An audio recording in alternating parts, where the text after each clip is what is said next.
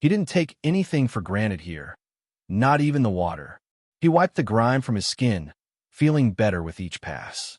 His body was clean soon enough, his pants were not, and he hesitated to put them back on. Footsteps behind him. He glanced over. Olivia, if he remembered right, stepped into view. She didn't look surprised, just assessing, as if checking whether he'd fluster under her gaze. He didn't. He slicked back his hair and shook off the water. Olivia, right? She nodded. Nice to meet you, he said, dropping the cup into the bucket and crouching. If he wanted clean pants, he'd have to sacrifice the rest of this water. What's your name? She asked, testing for a response. Sylas. She tipped her head. I can get you pants. 3 coins. Coins! He looked up, now interested. You don't know coins? She said. They drop from humanoids. Only thing they give besides jeans so far. I see. I don't have any yet, he said plainly. I'll gather some later. I can loan them. Pay me 5 when you can. 70% was steep. He didn't care. He hated being filthy. He nodded. By the time he dried, Olivia returned with plain trousers, a tone darker than his old pair. Thank you, he said. No problem. We move in a couple hours. She left, humming. They mustered at the village gate. 3 militiamen stayed with Kasari. As city lord, she couldn't be gone long. Popularity mattered, and Castlemaine was still fragile. She set Olivia to manage things. Marcus remained as well, loyal, if mostly because the system bound him that way. I wish you success, Kasari said. Follow Olivia's orders. She speaks for me. Let's make this cooperation work. Her gaze rested on Sylas. Are you sure you don't want armor? I can loan a set. He shook his head. I'm fine. The pants are enough. His tone made it final. He'd come this far without the scars the others wore. He likely knew his limits. All right, she said. Good hunting. She watched them go, worry edging her eyes. This no rudimentary village would be their third. The first had nearly wiped out her militia. Whatever she gained, she'd paid back into the system to rebuild. She moved slower for the second, but another village spawned soon after they cleared it. A quest trigger from the second's destruction let her recruit, help within 100 kilometers, and still keep the rewards. 16 invitations. For takers. Which meant, assuming others hadn't ignored her, these 4 were the strongest humans in range. A sobering thought. More humanoids would come. Danger would scale. Month 1 had been a grace period. The first village appeared after and fell in a week at brutal cost. The second spawned 6 weeks later and took nearly 3 to clear. Then another appeared almost immediately. From 6 weeks to 3. Would the next arrive in 1.5, or was it chance? City Lord, said a voice at her side. An older woman, perhaps in her 50s. Kasari turned to listen. She was one of the talents Kasari had traded for. An evolved seamstress class who could turn beast hides into leather armor. If anything in Castlemaine counted as a strategic asset, it was her. Calling a person a resource felt wrong, and some days Kasari wasn't even sure a person still applied. Maya Sinclair, FF+. Level 2. Profession, Armored Seamstress, Bronze. Special Talent, Maximize. Sacrifice 50% durability to raise an item to its maximum potential. Favorability, 5 out of 10. A double F talent with a plus. Months later, Kasari would realize how lucky that role was, just not as lucky as she needed. The real headache was favorability. Maya was hard to please, and unlike a game NPC, she didn't forget insults. Kasari's temper had cost her. It took work, and a lot of bowing, to claw back to neutral. Yes, Maya. Kasari smoothed her tone and smiled. I want to confirm the party has orders to prioritize quality beasts. I cannot reach level 3 without. Kasari let the long list wash over her. This was the 3rd or 4th time. Professions weren't classes or species. Progress came from practice and output, and this whole route would only open to Earth's humans after the trial ended, whenever that was. Years. More. And what did gene absorption do to lifespans, anyway? Maya finished. We're covered, Kasari said. Olivia's on it. But the village's immediate threat is the gnolls. Once they're handled, we'll clear you materials. Maya's expression didn't budge. My advancement is critical to the village's success. I may reach silver. If you invest too late, my talent is wasted.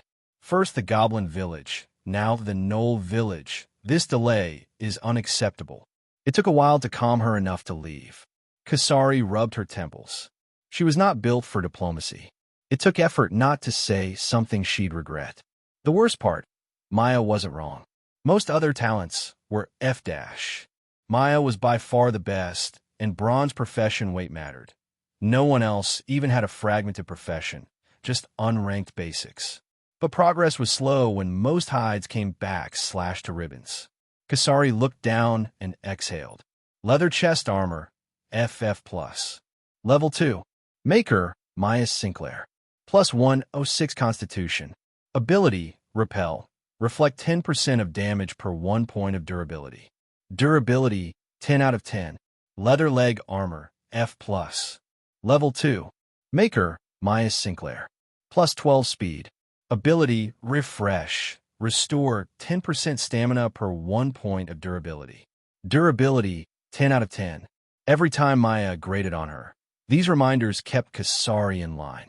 The village's lives, hers included, rode on this. She thought of Sylas and the bandages on his hands, then shook it off. Depending on him felt like tempting fate. She liked breathing. They ran toward the Knoll Village. With their current physical stats, the terrain made it a sub-20-minute sprint. Sylas watched their movement and made notes. Olivia's speed skewed high. Morgan was fast and still had reserves. Overall physical felt closest to Sylas's.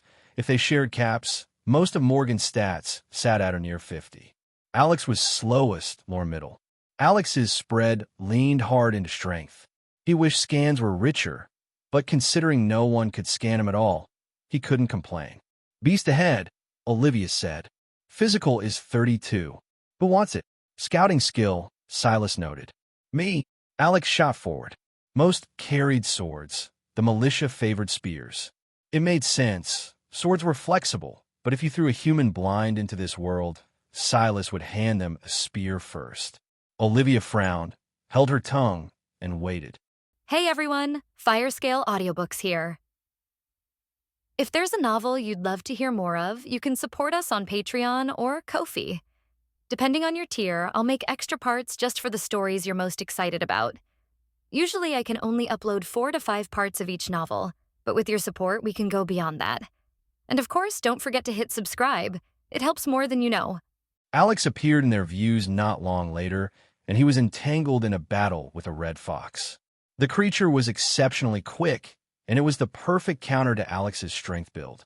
He almost looked like he regretted it already. Lauren covered her mouth with a palm, and Morgan shook his head. These two had already cozied up to Alex the day before, and seeing that he wasn't in danger, they found it more amusing than anything. Olivia sighed. I was going to say that if you can, please keep the beast pelts as pristine as you can. I can pay 5, 20, or 50 coins depending on quality. I can increase the pay based on size as well. Though, for now, I can only take mammalian coats. Got it, Alex called out. Seeing that this was going to take a while, Olivia had no choice but to speak again. I'm sorry, Alex, but if you waste too much energy here, we'll never make it far. Sylas, can you help him? Olivia suddenly asked. Sure. Sylas burst forward without much thought. Ugh, unfair, but all right, Alex grumbled, making some distance to support Sylas. His actions were unnecessary. Sylas' hand flashed forward, and he chopped at the back of the fox's neck the moment it leapt in the air with all his strength. The red fox was a dexterity-based creature. Its evolution had changed next to nothing about that. Compared to Sylas' current strength, it could do little. Bang! The fox's neck broke on impact, but the subsequent rebound into the ground shattered its limbs. Alex's mouth hung open. Damn! Psycho Sylas really is super strong, I knew it. Sylas shook his head. Alex had taken to calling him that after last night, so he could only accept it. He reached down and touched the fox, claiming 4 fragmented dexterity genes. Then he picked it up. The corpse looked mangled, but the fur coat was pristine. None of the broken bones had poked through. However, the red fox was quite a small creature, so it was probably not worth all that much, anyway. How much? Sylas asked. Olivia blinked and suddenly grinned. Kasari wasn't willing to rely on Sylas, but Olivia didn't see it like this. Instead, she was putting the man to work. Plus, this couldn't be considered targeting him. Wasn't she paying him? Say, Sylas, what would you say to some cooperation between our rudimentary village and you? Sylas raised an eyebrow. He didn't even know what coins could do for him right now. But now that he thought about it, those system cities that would appear after the tutorial would likely use this currency. Why not save up a bit right now? What do you have in mind? Everyone here uses weapons, but you. And you can seem to kill these animals without them. Pristine animal coats are exactly what the village needs. If it won't tire you out, can you fight all the beasts we meet from now on? Of course, all the genes and such are yours. Sylas didn't answer immediately, instead looking at everyone else. They only shrugged. It wasn't as though there was a shortage of beasts. The main benefit right now was that there were many of them in a group, so it was safer than what they were used to. But ultimately, only one person could take the genes anyway. It wasn't like they could split it. Then, all right, Sylas nodded. He needed to gather up some genes to keep the madness key satiated for the long haul anyway. So that was what he did. Sylas took the vanguard, and everyone seemed to slowly realize why it was he had no need for armor. None of the beasts could even touch him, and his fists were practically like iron clubs. When Sylas was alone, he was always so focused on the next step, the next improvement. It was only after being around other humans that he realized he had actually progressed so much compared to everyone else. But much like with Kasari, this didn't make him happy. This left him worried. If this was the best humanity had to offer right now, when they apparently had a 3-month advantage on him, wouldn't this 7th attempt end in failure as well? Sylas hopped out of the way of swiping paw. His feet glided against the moist grass, and his toes dug in, his power exploding as he slapped the claw of the bear down, then lashed out with a kick that slammed against the side of its head. Andean Bear F. Level 0. Physical 33. Mental 3. Will 7. Sylas' balance shifted somewhat, and he retreated instead of using a follow-up attack. Using kicks in battle wasn't as natural for him as his fists, and neither were palms for that matter. To protect his knuckles, he had been trying to fit in some more palm strikes when a duller blow would do, but it was also a strike with a weaker range than his fist would have. Although it was only a few inches, he found that it mattered more than he initially thought. The bear roared in anger, standing on its hind legs and looming over Sylas with a menacing glint in its eyes. It fell forward, trying to smash him from above, but Sylas slipped by, gliding under its falling front paws and appearing at its side. His torso tensed, and his left arm unleashed a corkscrew of pressure that ascended up his legs and through his abdomen. He rarely attacked creatures anywhere but their heads because it felt like a waste, but he didn't give up this opportunity to drive his knuckles into the bear's ribcage. A tremendous amount of pressure descended on his Sylas wrists. The bear was still falling downward, and Sylas attacked before it landed. He was currently withstanding not just the strength of his left hook, but also the weight of bear. He could feel his battle style becoming smoother, but he could also practically feel his weakness as well. He could do well when he only had to focus on one enemy, but would that always be the case? He collected the genes of the bear, but he was much less enthusiastic. It turned out collecting 4 common genes of a kind was his limit. When he tried to collect a 5th, it always failed. At the same time, there was a limit of 10 fragmented genes. This didn't seem to be a personal genetic limit, but rather something that was universal. It was either you upgraded your fragmented genes to common, or you wasted them. This made sense intuitively to Sylas. Even disregarding the human body, you couldn't pack a computer with an endless number of files. It would eventually run out of space. You'd have to either zip those files into a smaller size or summarize the files you felt were important into something more manageable. He assumed the human body was similar. There were only so many things that you could pack into it before it tapped out. That gave him an excuse to pour more into the madness key, though. So for now, it wasn't all bad. Plus, he could offload some of them into the gene crystal as well. Sylas looked back toward the group, not far away. By this point, they were more used to his displays. Damn, Psycho Syl, you really minced that bear up, Alex chuckled. No wonder we can't read your stats if you take them down that easy. Alex said the quiet part out loud. It was indeed the thought they all had. This was already the third beast they had come across, and Sylas took it out with the same ease.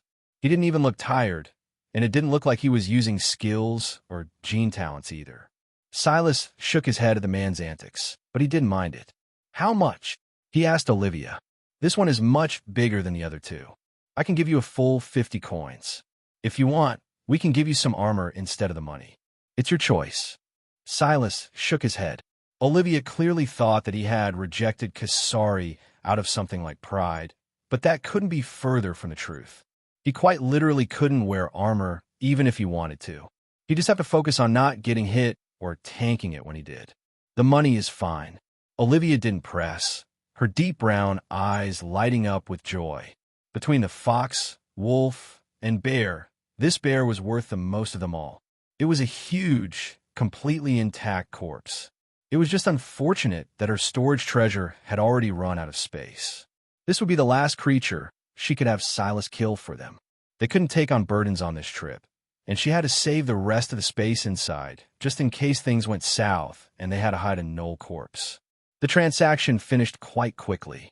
A new line had appeared on Sylas' stat screen, right beneath his titles. Coin 70F. We're in range of null territory now. According to their patterns, they set out to hunt early in the morning right about now. Follow my lead. Olivia's voice trailed off, and her eyes narrowed. Something wrong? Morgan asked. Olivia hesitated, but eventually decided to tell the truth. Their team came together for benefits. Lying or concealing the truth would only fisher them. Like I said, the hunting party set out. The problem is that there's usually 3 in the party, but today they sent out 5 for some reason. Will they separate? Morgan followed up. No. Olivia shook her head. They're humanoid hyenas, and they act much like the real ones. They target the weak, they always stick together, and they're very bloodthirsty. There are 7 of us. We can take them. Alex puffed out his chest. Olivia looked toward this man, somewhat speechlessly. She found it hard to believe that he had made it so far with that attitude. We need to be more cautious than that, Lauren said with a frown. It's a shame none of us are archers, Morgan sighed. Being an archer in this world would be asking for punishment. Who could procure arrows here? While being able to safely shoot from a distance sounded nice, you'd quickly come to regret it if you ever ended up in a battle where distance wasn't an option. Even so, in this case, an archer would have been invaluable. Olivia shook her head. If anyone would have an archer, it would be them. But Kasari had wisely chosen militiamen as her base soldiers, and they hadn't been able to spare the funds to unlock archers. Plus, if they did, they would face the same problem a real archer would have. Funding armor repairs was bad enough without also having to stock up on arrows too. Sylas' gaze descended and landed on Olivia's hip. She sensed the gaze and frowned, but Sylas had already spoken. I might have a solution, but I would need to borrow those daggers. Olivia raised an eyebrow. Sylas gripped the branch beneath him with the balls of his feet. He was slowly getting used to walking everywhere barefoot, though it took him more time than he would like to admit climbing up here. It was hard climbing a tree that was so thick when the first branches were at least 5 meters up. He ended up using some clothes he borrowed from Olivia and wrapping it around the trunk. Then he walked up the side of it. Shifting the cloth up had been a bit dicey, but he managed. There! Olivia's scouting skill was truly impressive. The knolls had been more than 100 meters away, a distance in this thick forest that might as well have been 10 times that. Even so, her information was spot on, and from high above, knowing what to look for, Sylas could just barely sense their movement. As he focused, he seemed to feel his vision sharpen and zoom in. It was an odd feeling, and he didn't know what was causing it, but he also didn't fight against it. That was when he saw them. Truly grotesque creatures in every sense of the word. They had the faces of hyenas, but the rest of their bodies were mostly humanoid aside from below their knees where they had clear digitigrade feet. Their furs alternated between a sickly yellow and a faded gray, their teeth in an almost permanently bared position. Their legs were overall quite slender, while their torsos were beefier. Each one held a bone-forged axe, with torn pants and loose straps, holding rocks and various other trinkets, acting as their only articles of clothing. Snarl F. Level 3. Physical, 42. Mental, 13. Will, 27. Crag F. Level 3. Physical, 41. Mental, 15. Will, 23. Nala F. Level 3. Physical, 39. Mental, 19. Will, 28. Drax F. Level 4. Physical, 41. Mental, 15. Will, 23. Vorik F. Level 5. Physical, 45. Mental, 30. Will, 44. Sylas' eyes narrowed. This was bad. Very bad. The problem was with the last gnoll he had scanned. When he left, Olivia made no attempt to warn him about scanning, which meant that she likely didn't know a gnoll could even have mental that high. Even Morgan's mental, which was 29, was weaker than Vorik's. If any one of them attempted to scan this group from afar, Vorik would be immediately alerted, and they'd be exposed. But Sylas also had no easy way to inform everyone about this. The gnolls were clearly far more wary and intelligent than they had given them credit for. However, under normal circumstances, Olivia would have retreated. It was only because of Sylas that she decided they had a shot at this. Although it wasn't his fault since he did, indeed, have a method, he still felt some responsibility for a situation that was very obviously about to go left, and quick. What do I do? Sylas' eyes narrowed, his mind churning. His original plan was simple. To his side, there were 2 daggers embedded in the ground. These were Olivia's secondary weapons.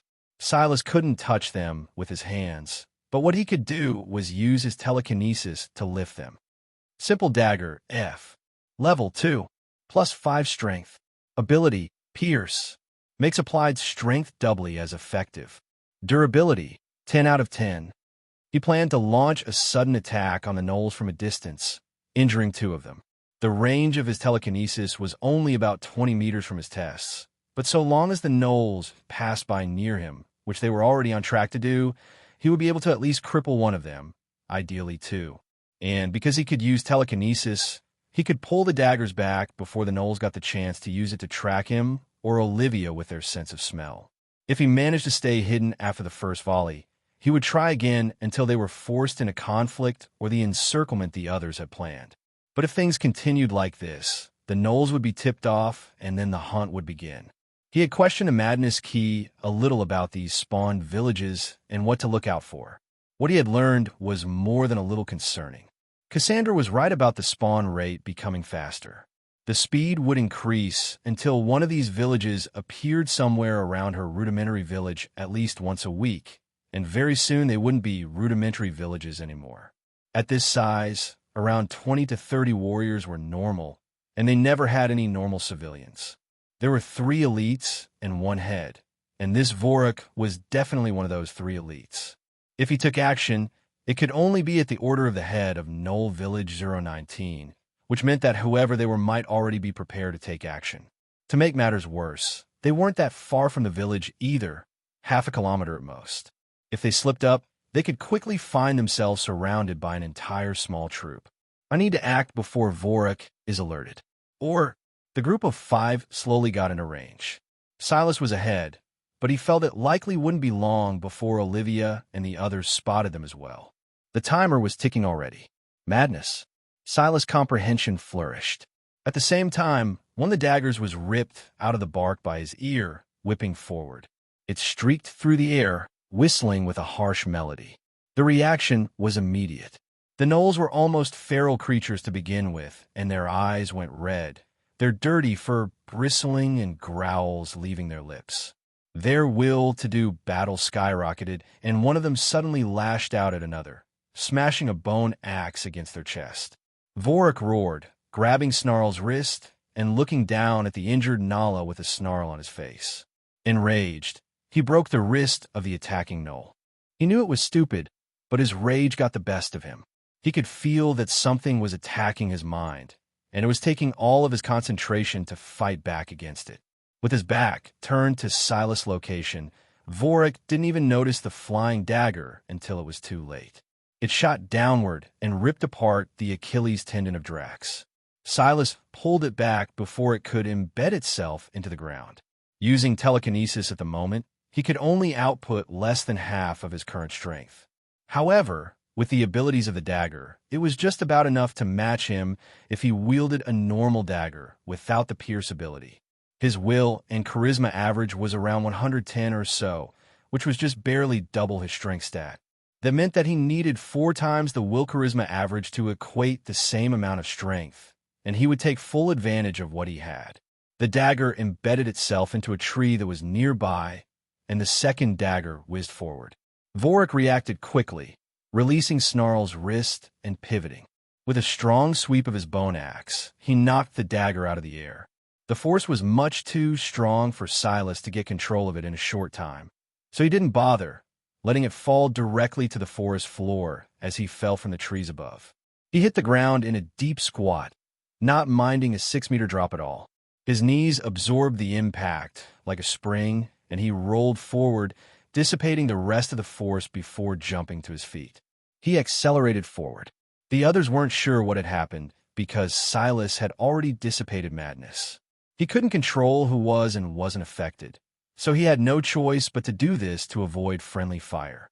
However, it was because they weren't sure what happened that they felt that everything was still going according to the original plan, and they burst into action as well. Sylas, though, was already completely focused on Vorik. The truth was that he could have likely succeeded in sneak attacking Vorik as well and taken out one of the largest concerns immediately, but he hadn't done so for 2 reasons. First, if he used Olivia's weapons to kill or maim Vorik, it would be a question as to who could claim the genes. Vorik looked like the best opportunity. He had to find something other than pure physical genes due to how high his will and mental were. Sylas didn't want to muddy those waters.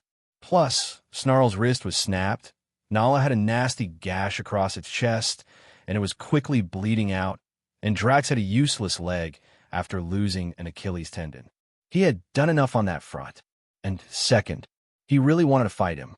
Vorik's eyes seemed to collide with Sylas, and a high-pitched squeal-turned roar echoed. The Null Elite was about to attack when he sensed other humans suddenly rushing through the clearing. He clearly hesitated, his eyes churning with thoughts that felt distinctly more human than beast. Sylas could feel it. There was a plan to execute, and Vorik was hesitating about whether it was even possible anymore. It wasn't. Sylas appeared before the Null Elite, his fist shooting forward. Vorik took a step back and swung down at Sylas' arm, wanted to take the whole thing. But Sylas' arm had already pulled back in a feint, his leg whipping against the Null's knee. Tail whip. A subtle glow came from Sylas' shin as his kick suddenly accelerated. His kick cracked against the side of the Null Elite's knee, and it buckled inward. Sylas' eyes narrowed. He had expected more substantial damage than that, but he didn't mind it. Caught off balance, Vorik wasn't in a position to counter at all, so he pressed his advantage. His kicking foot descended to the ground and swung back as he shifted his weight, sending a straight right into the Null Elite's snout. Blood spewed, and Vorik stumbled backward. Rage lit the Null Elite's eyes as he looked like he wanted to rip Sylas' throat out with his bare teeth. Sylas could feel the flow of battle clearer and clearer. His mind was so calm under the effect of his heavy will that he seemed capable of thinking 3 or 4 steps ahead. That was why when the Null Elite's ether moved, seemingly about to activate a skill, Sylas activated Sudden Burst first. His body flickered, and his dexterity increased enough that he went from a full stop to his top speed in an instant. The Null Elite couldn't react to Sylas grabbing the arm of the former's weapon and then driving his elbow right into its snout again. Vorik's head whipped backward, the feeling of disorientation so heavy that his eyes watered. He tried to wrestle control of his weapon away, but Sylas' strength was too great to easily ignore. Sylas drove his elbow across Vorik's snout a second time before the latter lashed out with his free hand, swiping a claw at Sylas' head. With movement that almost looked pre-planned, Sylas' elbow shifted positions and slammed against the Null Elite's forearm, blocking the claw swipe. Then his weight dropped, pulling the bone axe down with him, and Vorik as well, who still refused to let go. The moment his knees bent to an extreme, he exploded upward, his knee driving right into Vorik's chin. The Gnoll Elite's grip loosened on the bone axe, and instantly, the scorned wrap flared up, burning it to ash. Vorik stumbled backward, but Sylas' leg kick from earlier kicked in, causing him to lose his balance and fall to a knee. Without hesitation, Sylas activated Tail Whip again, driving his shin right across the Gnoll Elite's skull. The sick sound of shattering bone echoed, and Sylas stood there, taking deep breaths. Blood dripped from his elbow, both his own and the Gnoll Elite, but he couldn't feel the tooth fragment embedded into him at all. His blood was boiling. The flow of battle seemed to be becoming more and more natural to him. Olivia was in a daze as she watched Sylas fight. That was because she had tried to scan the Gnoll Elite, and what she had seen left her floored. How could he be so strong? Vorik, F+. The rest was cut off from her, unable to be elucidated by her special scouting skill. An F+ warrior. We ran into an elite. This was the only thing she could think before Sylas jumped into battle. She called out to him, trying to get him to retreat, but he seemed to not have heard her at all. He had tunnel vision, and he dismantled the Gnoll Elite as though it was worth next to nothing before him. When Olivia thought about how her scouting skill didn't work on Sylas at all, she felt that it was maybe more acceptable. But even so, it was too ridiculous. The vast majority of creatures in the forest, including the humanoids, were F-. They had learned through their excursions that this didn't denote their stats necessarily, but rather how effective they were at using them, what skills and gene talents they had to complement them, and their overall battle skill in general. It could be said that you could take an F threat stats at face value. An F threat was about 5% stronger than their stats suggested. As for an F+ threat, Olivia had no idea because she had never come across one before. Both Laura and Alex were at F, according to her skill, but Morgan was at F. She, herself, was also rated at F. But to deal with an F+ so easily, what was Sylas at? No, forget that. For an F+ to appear so casually, just what level was this Gnoll village at? And without Sylas, what would they have done? No, it's not a hopeless situation. They're powerful, but they're lacking in equipment. Their bone axes aren't graded, and they have no armor. I would assume their greatest strength is their numbers. With Maya's armors, we should be fine. It's just unfortunate she can only create leather armors and not forge weapons. Olivia calmed herself and kept a level head as she watched the rest of the battle. The injuries to the remaining gnolls made them easy targets. Only one of them was completely free of them, while aside from Vorik, who had just fallen, there was a second that was breathing their last after being attacked by one of their own.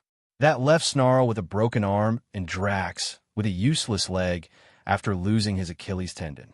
The worst part for Snarl in particular was that Vorik had caught his axe-swinging hand, which meant that he was forced into battle with his offhand. They stood no chance against the numbers of the humans. Morgan took on the healthy Crag. He used a long sword, much like Alex. But unlike Alex, who used it practically like a hammer with an edge, Morgan was more deliberate. His steps were smooth, and he used his reach advantage on the bone axe quite expertly. Lauren wielded the lightest sword of them all, and she used it as though she were an expert fencer. In fact, one would be hard pressed to believe that she was anything but. She fought with her body narrow, leaving little for her enemies to target as her sword led her movements. It was clear she put caution at the forefront. Alex's strength was on full display. He was left fighting Drax, and since the latter only effectively had one leg, he couldn't escape Alex's mad swings like the fox could. Despite being the least skilled, as a result of his battle style, Alex was the first to finish his battle after Sylas. Soon, the three adventurers stood over their enemies. Alex exhaled a breath. Damn, Psycho Sylas. That shit was badass. You took down that F+ like it was nothing. Sylas was prepared to casually wave away Alex's comments, as usual, as he watched the changes to the gnoll corpses. But he frowned when he heard F+. F+. Sylas asked. Alex and the others looked over at him, looking just as surprised as him. Holy shit, you don't have the basic scouting skill? How did you even survive after the first day? Scouting creatures is like rolling the dice if you go deep enough into the forest, Without the basic scouting skill, you could easily run into something you can't handle. Sylas didn't reply, his thoughts churning. Now that he thought about it, for whatever reason, Little, Middle, and Big Madness all gave far more genes than creatures with similar stats to them. Could it be that they were part of this elite group of creatures as well? I've just been using my mental all this time, Sylas eventually replied, not wanting to be rude. Everyone looked at one another. The surprise in their eyes was evident. Sylas could only be said to be playing with fire in their eyes, unless his mental stat was truly that high. After all, their basic scouting skill didn't even work on him either. But they thought that it was because he had a skill to counter it. The City Lord, or Dami Mommy as Alex called her, had a similar skill. However, why would he pick up a skill to counter basic scouting if he didn't know what basic scouting was? Hey Sylas, I know it's rude, but I have to know, just how high is your mental? Alex asked, a light of curiosity in his eyes. Mental was extremely difficult to increase. They could pick up physical genes anywhere, but without going deeper into the forest and really risking their lives, they couldn't find mental ones at all. Most of them had only gathered one or two of them. Even Morgan, the strongest of the three, didn't even have 30 mental. Sylas gave Alex a look, causing the latter to look at him somewhat sheepishly. Clearly, he wasn't going to answer. The basic scouting skill costs 100 coins, Sylas, Olivia suddenly said. Another surprise. Sylas had no idea that skills could just be bought like that, but he was also a bit hesitant to ask more questions. The more he revealed what he didn't know, the more they would be able to deduce about him. Things seemed harmonious now, but the words of Astrid still echoed in his mind. She claimed that it was human disharmony that led to their downfall during the 6th summoned Ascension. They took drastic steps to mitigate that, race mixing to the point there were no obvious traits that distinguished them. The entire world even spoke just a single language. But if Sylas knew humans, there was always a way. If it wasn't race, it would be location. If not location, then it would be class. If not class, it could even become something like hobbies or skill or anything of the sort. The fact that the survivors of the 6th summoned Ascension chose to take such drastic measures told him all he needed to know. The capacity of humans to be disharmonious was like a malignant cancer. All right, Sylas said. By this point, Vorik's corpse had already begun to emit a light of ether. Then, it coalesced into an orb that had its innards obscured by a fog. Sylas took it and crushed it in his palms. Maybe he should have waited until later, but he felt that he had already shown too many signs of standoffishness and distrust just now. In the end, he had to maintain a balance. While Sylas seemed to act one way, he was quite adept socially. At the very least, Morgan was right about the fact he could blend in easily enough while also being himself. They were all working together right now, and he had to show a carrot after using the stick. As for his questions, didn't he have the madness key? It wasn't as though he'd be able to break free of the 50 physical cap anytime soon. Plus 30 coins. Bone axe F. Genes detected. Convert to pure ether? Yes, no. Sylas immediately chose no. He had already confirmed with the madness key that his hypothesis was correct. The further he could push himself at level 0, the better he would be. Common gene. 2. Will F. 3. Intelligence F. Sylas' eyes narrowed when he saw this. It wasn't because he had finally found a method to find these genes, but rather because he was suddenly wary. He put the gene core away in the madness key space. To have 3 intelligence common genes, Vorik's intelligence had to at least be 60, likely more. That left his wisdom and charisma on the much weaker side, but that wasn't really the point. What Sylas was thinking about was how their battle might have changed had Vorik started using skills. If Sylas hadn't reacted quickly, with intelligence this high, the battle could have gone left and his entire advantage might have been thrown out the window. Gene talents allowed a sudden spike in physical related to the talent in question, while skills used ether to create a similar effect. In practice, it was difficult to tell the difference between the two for most. Though, for some reason, Sylas had been quite certain that Vorik had been about to activate a skill. If he went a layer deeper, It was even likely that Vorik had been so hesitant to use his skill for fear that Sylas could disrupt his mind while he did so. In which case, it was more of a fluke than anything else that Sylas had won so easily, because he certainly couldn't activate madness in range of so many allies. There should be 2 more on the level of Vorik and another on a level above the 3 of them, the City Lord. This will be troublesome without a plan. The bone axe fell toward the ground, but Sylas caught it with his telekinesis. After weighing it for a moment, he shook his head. It was too heavy. He had learned several things about his telekinesis in these last few days. However, the most important thing was that its physical was the average between his will and charisma divided by 4, meaning the strength, speed, and dexterity of his telekinesis right now was 27. The trouble was that there were layers to this information. For example, if the 27 strength of his telekinesis was stressed too much, then speed and dexterity would fall. That essentially meant that anything a human or beast with 27 strength would find too heavy to carry would put a ding on his flexibility in using his telekinesis. 27 strength was exceptional, and it was already far beyond the human limit. However, it wasn't enough. Sylas found it best to imagine telekinesis like a swing of the arm. A strong man of Earth at the elite level, before the summon Ascension, could lift over 1,000 pounds off the ground, but certainly not above their heads. And even if they could, swinging a 30-pound sword was out of the question. Sylas' current limit for comfort was probably around 20 pounds, or fewer than 10 kilograms. This bone axe was almost double that, and he obviously couldn't wield it with his hands. He looked around for a moment as everyone else looked at their own loot, trying to see something. As he expected, they mostly just got coins and jeans, and he didn't see any other items drop. But more importantly than that, he saw their disappointed faces. If he had to guess, their gene states probably weren't high enough to allow them to succeed in taking the genes they wanted. "Can you tell me the specifics of the skill?" Sylas suddenly asked, noticing Olivia's gaze on the floating bone axe. It was clear that this bone axe was much better than the ungraded weapons the Gnolls had been using. The others didn't even look at them. "I can just show you." Sylas was confused again before a screen suddenly appeared before him. "You can project information like this to people?" Sylas hid his shock, but he felt that his word choice just now had let slip more of his ignorance. Basic Scouting F. Requirement: 10 Intelligence, 10 Charisma, 10 Will. Use this skill to reveal basic information on living and non-living targets. Scales with Intelligence, Charisma, and Will. Basic information: species, grade, level, stats, abilities. There's those weird grades again. Sylas had noticed that some names given by his system had slightly different colors. It was subtle, but he just barely managed to notice them.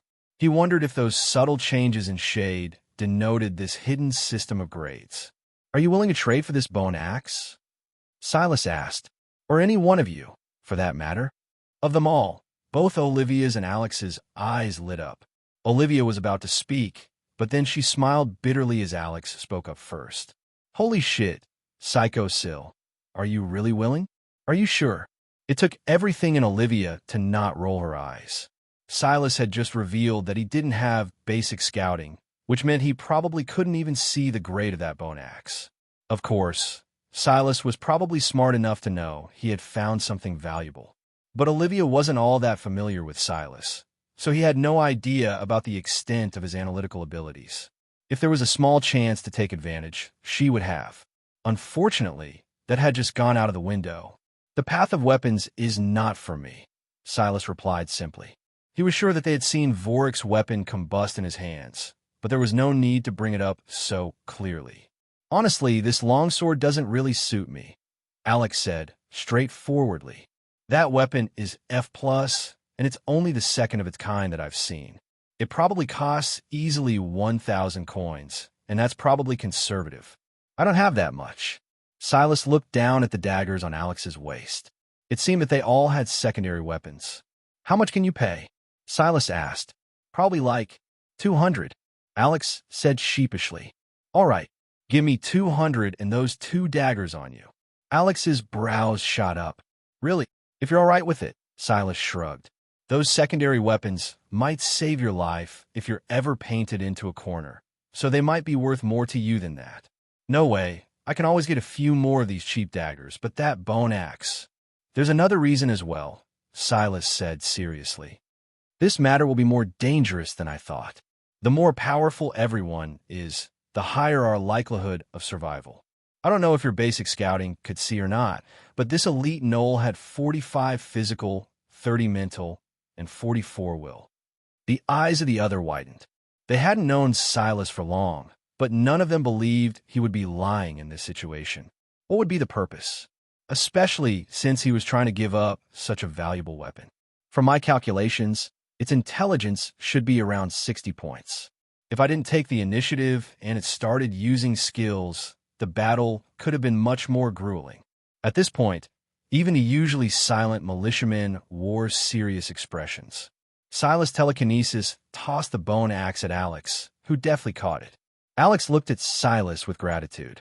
He really didn't have the skill for a sword, but this axe, also, he had a skill that he couldn't use properly with a sword that he could finally make use of now. It only took a moment for Sylas to store the 2 daggers and take Alex's 200 coins. Then, he directly transferred 100 coins to Olivia. Simple dagger F. Level 1. Plus 3 strength. Ability, restore. Use 1 point of intelligence to restore 1 durability. Durability, 8 out of 10. Simple dagger F. Level 1. Plus 3 strength. Ability, pierce. Makes applied strength doubly as effective. Durability, 10 out of 10. Unlike Olivia, Alex's 2 daggers weren't identical, and only one of them had been topped off on durability. But Sylas could imagine why. Alex probably wasn't as topped up on funds and access as Olivia was, so he used the restored dagger most often because he wouldn't need to repair it. He probably saved the pierce dagger for the most dangerous of situations. When can I trade for the basic scouting skill? Sylas asked Olivia. We'll have to return to the village first. I think it's best we do that right now. If you're correct, we'll need more preparation than this. Olivia spoke as she took out a bottle and began to sprinkle an odd powder everywhere. An equally odd smell was whisked into the air before it vanished entirely. Then, she stored away the gnoll corpses and picked up the pair of daggers she had allowed Sylas to borrow. Sylas didn't respond, looking in the direction of the gnoll village. He doubted that they'd have such an easy time with it, and he was quickly proven right. The first thing that came was an arrow. It came out of the foliage so suddenly that its entry into their vision sounded almost like a whip slapping against the tree's leaves. Sylas' heart skipped a beat. He forgot about everything else and activated madness, and then madness control in a single instant of time. That mysterious flow of battle acted even without his mind acting first. His telekinesis and his hand moved at the same time, one forming a wave of pressure that pushed against the forward pursuit of the arrow, the other grabbing at the air as his body moved violently to the side. The arrow rotated wildly in Sylas' hand, a wild heat spreading across his palm. But for the first time, the scorned wraps were on his side. Just as the arrow was about to break free and pierce into his shoulder, it burnt to ash. Attack! One of the militiamen barked, immediately picking up a spear in one hand and a shield in another. They seemed already prepared to charge at the enemies beneath the domain of Sylas' madness. Sylas cursed beneath his breath as he stumbled, retracting his madness. It was something he rarely did, but it seemed appropriate in a situation like this one. He had no choice but to deploy it to save his life, but it had thrown everyone off balance. The militiamen were under orders to protect Olivia as their top priority, and so they were already charging into the forest. Olivia herself was in too much of a daze to call them back. Alex was looking at his bone axe like he might start tongue-fucking it, and Morgan, the sanest of them, was still frozen in place for a moment, struggling to regain his bearings. To make matters worse, Lauren fell to the ground, dropping her weapons and tightening herself up into a ball, a sound that was a cross between a manic laugh and sobbing coming from her. The range of reactions was vaster than Sylas would have expected, but the ultimate result was a completely disorganized group right in the middle of an ambush. Without Olivia's skill, Sylas couldn't even get an understanding of how many gnolls they were facing, but she was only just regaining her focus. Sylas knew he had no choice but to activate madness just now, but he was still frustrated with the outcome, especially since his mind said the smartest thing to do was to activate it again. Right now, he did as his logic guided him, and it wasn't even a moment too soon. Another arrow appeared, but this time, he was ready. He ducked out of the way. Even without madness control, the added control madness alone gave him was enough to overturn most disadvantages. He dashed forward, ducking behind trees and quickly changing positions as he rushed after both the militiamen and the apparent location of the archer. If this archer was anything like a sniper, they might already be changing locations. But he had noted a few things. It took time for them to reload. The arrow was on a slight downward trajectory, so they're likely high up in the trees. The second arrow came from an angle, so they likely haven't changed locations just yet. They're targeting me. And though it's not certain that they'll leave the others alone when I start hunting them down, it's the best option I have. If he stood there, trying to protect people he barely knew, he would not only be a sitting duck, but he might even put them in even more danger. He dispelled his madness. He couldn't use it continuously anyway, and as he made some distance between him and the others, it would at least give them a chance. The wind whistled by his face, the humidity of the rainforest mixing with his sweat. Adrenaline pumped through him as his green eyes flickered from side to side, scanning for anything he could come across. Suddenly, his ears twitched, and he ducked and rolled. There! He could feel his senses on high alert. He had felt it before, but the higher his mental and will became, the sharper they seemed to become. Now that he was actually looking out for a specific sound, he reacted to it instantaneously. The arrow pierced into a tree with such force that its tail vibrated wildly, but Sylas had already darted forward again.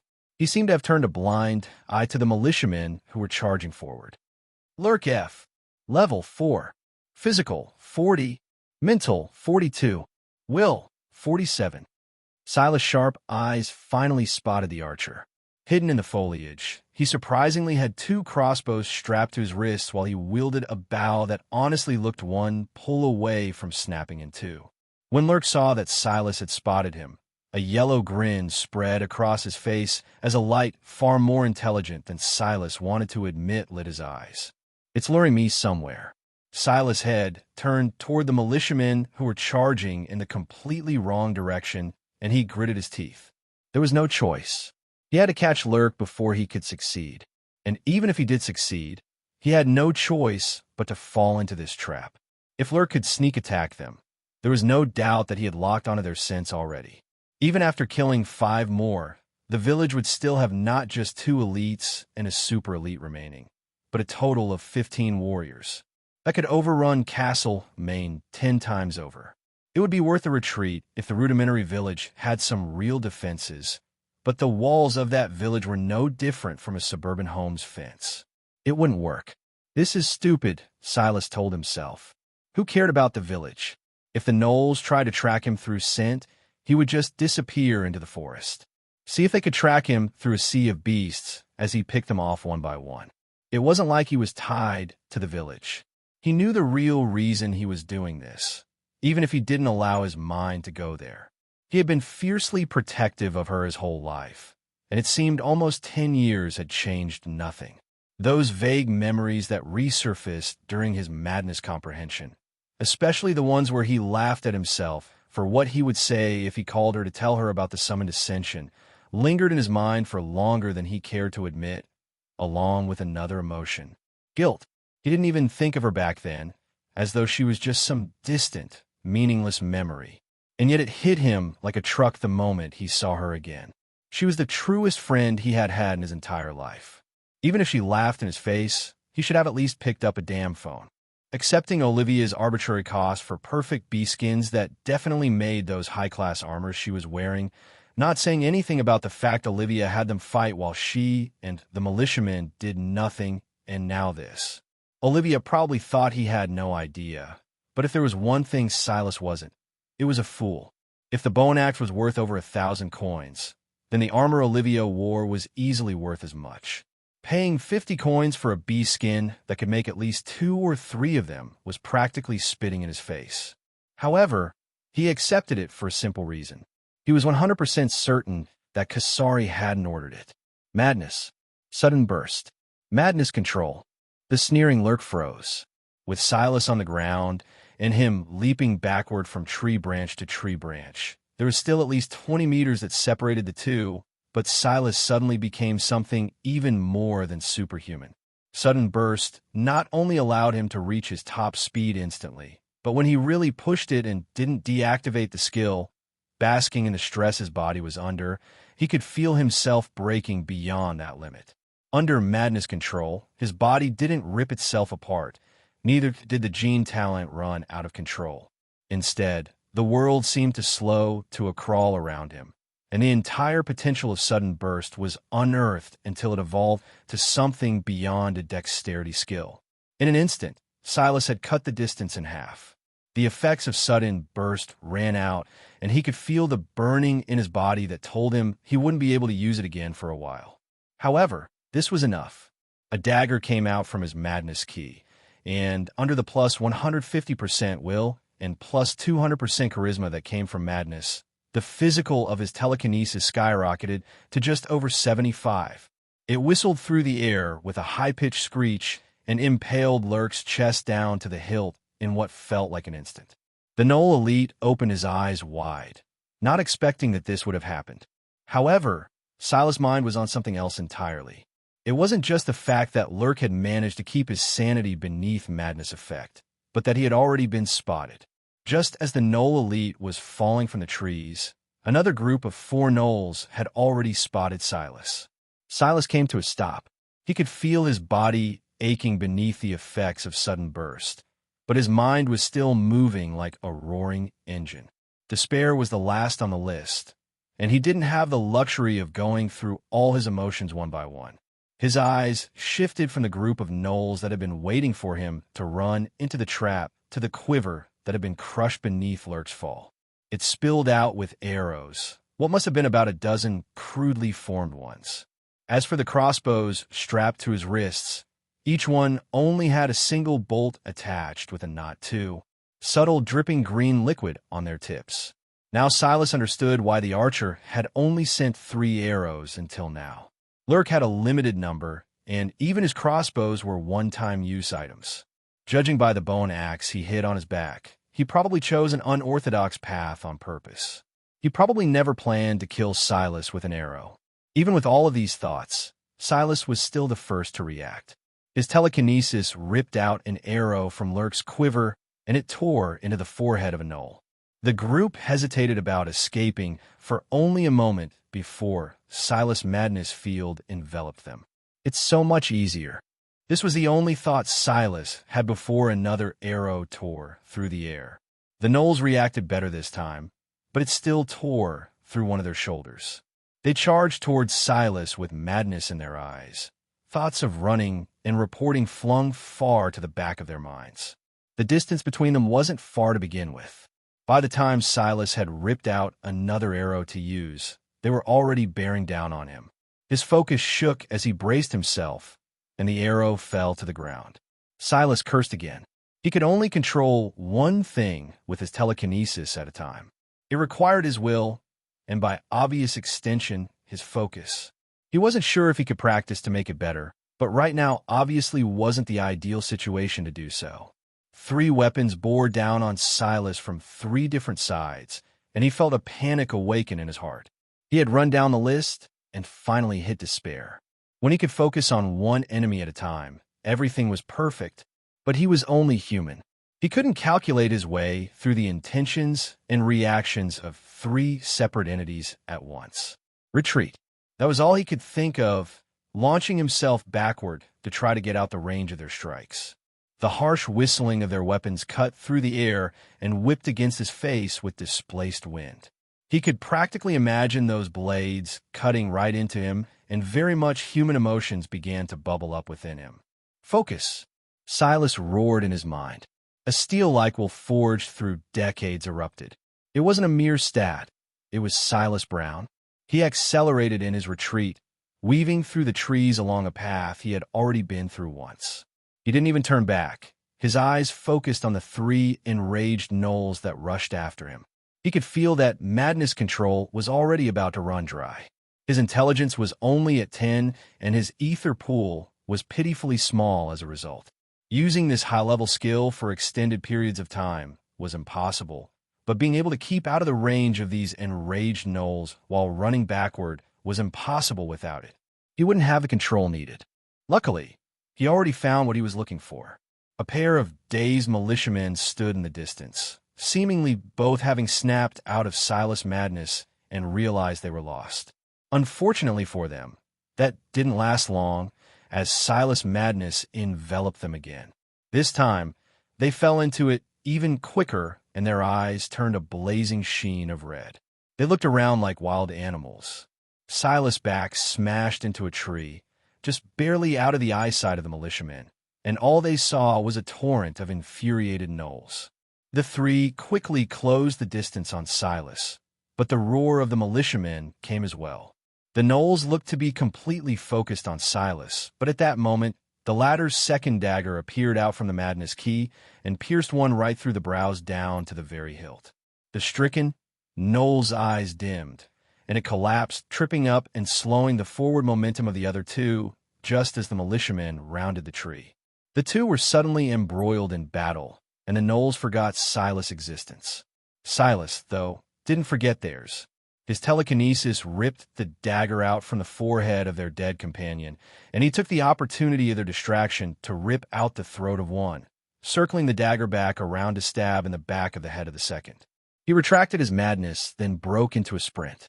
If he died under the assault of the 2 militiamen, it would probably be the greatest joke he'd never get to tell. Luckily, the militiamen looked around in rage, not understanding why their opponents had suddenly vanished. Then they looked toward one another, suddenly finding the other annoying. It was then that Sylas' madness vanished and confusion lit their faces again. Sylas' breath came out in heaving gasps. His body ached, his mind felt drained, but his eyes shone like 2 bright gems. Pulling himself out from near death felt so exhilarating.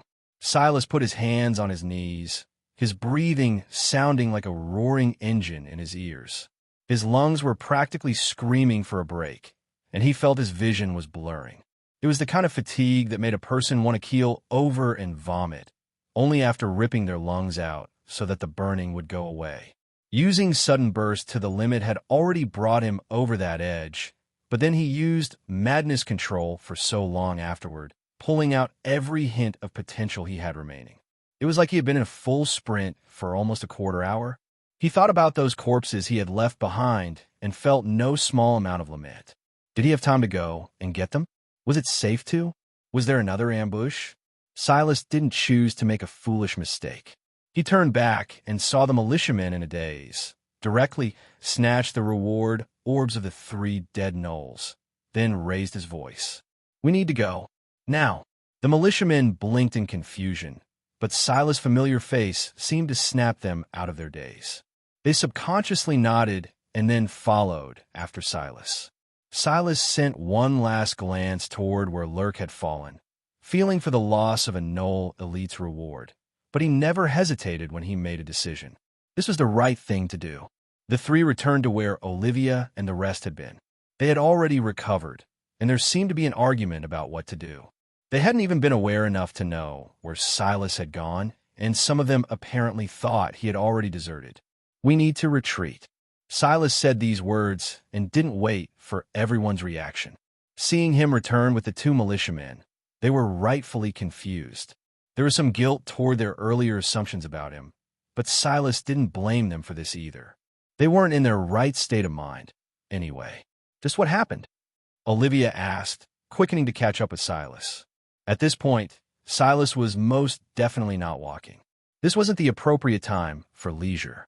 He was in a jog that his broken body could barely withstand right now.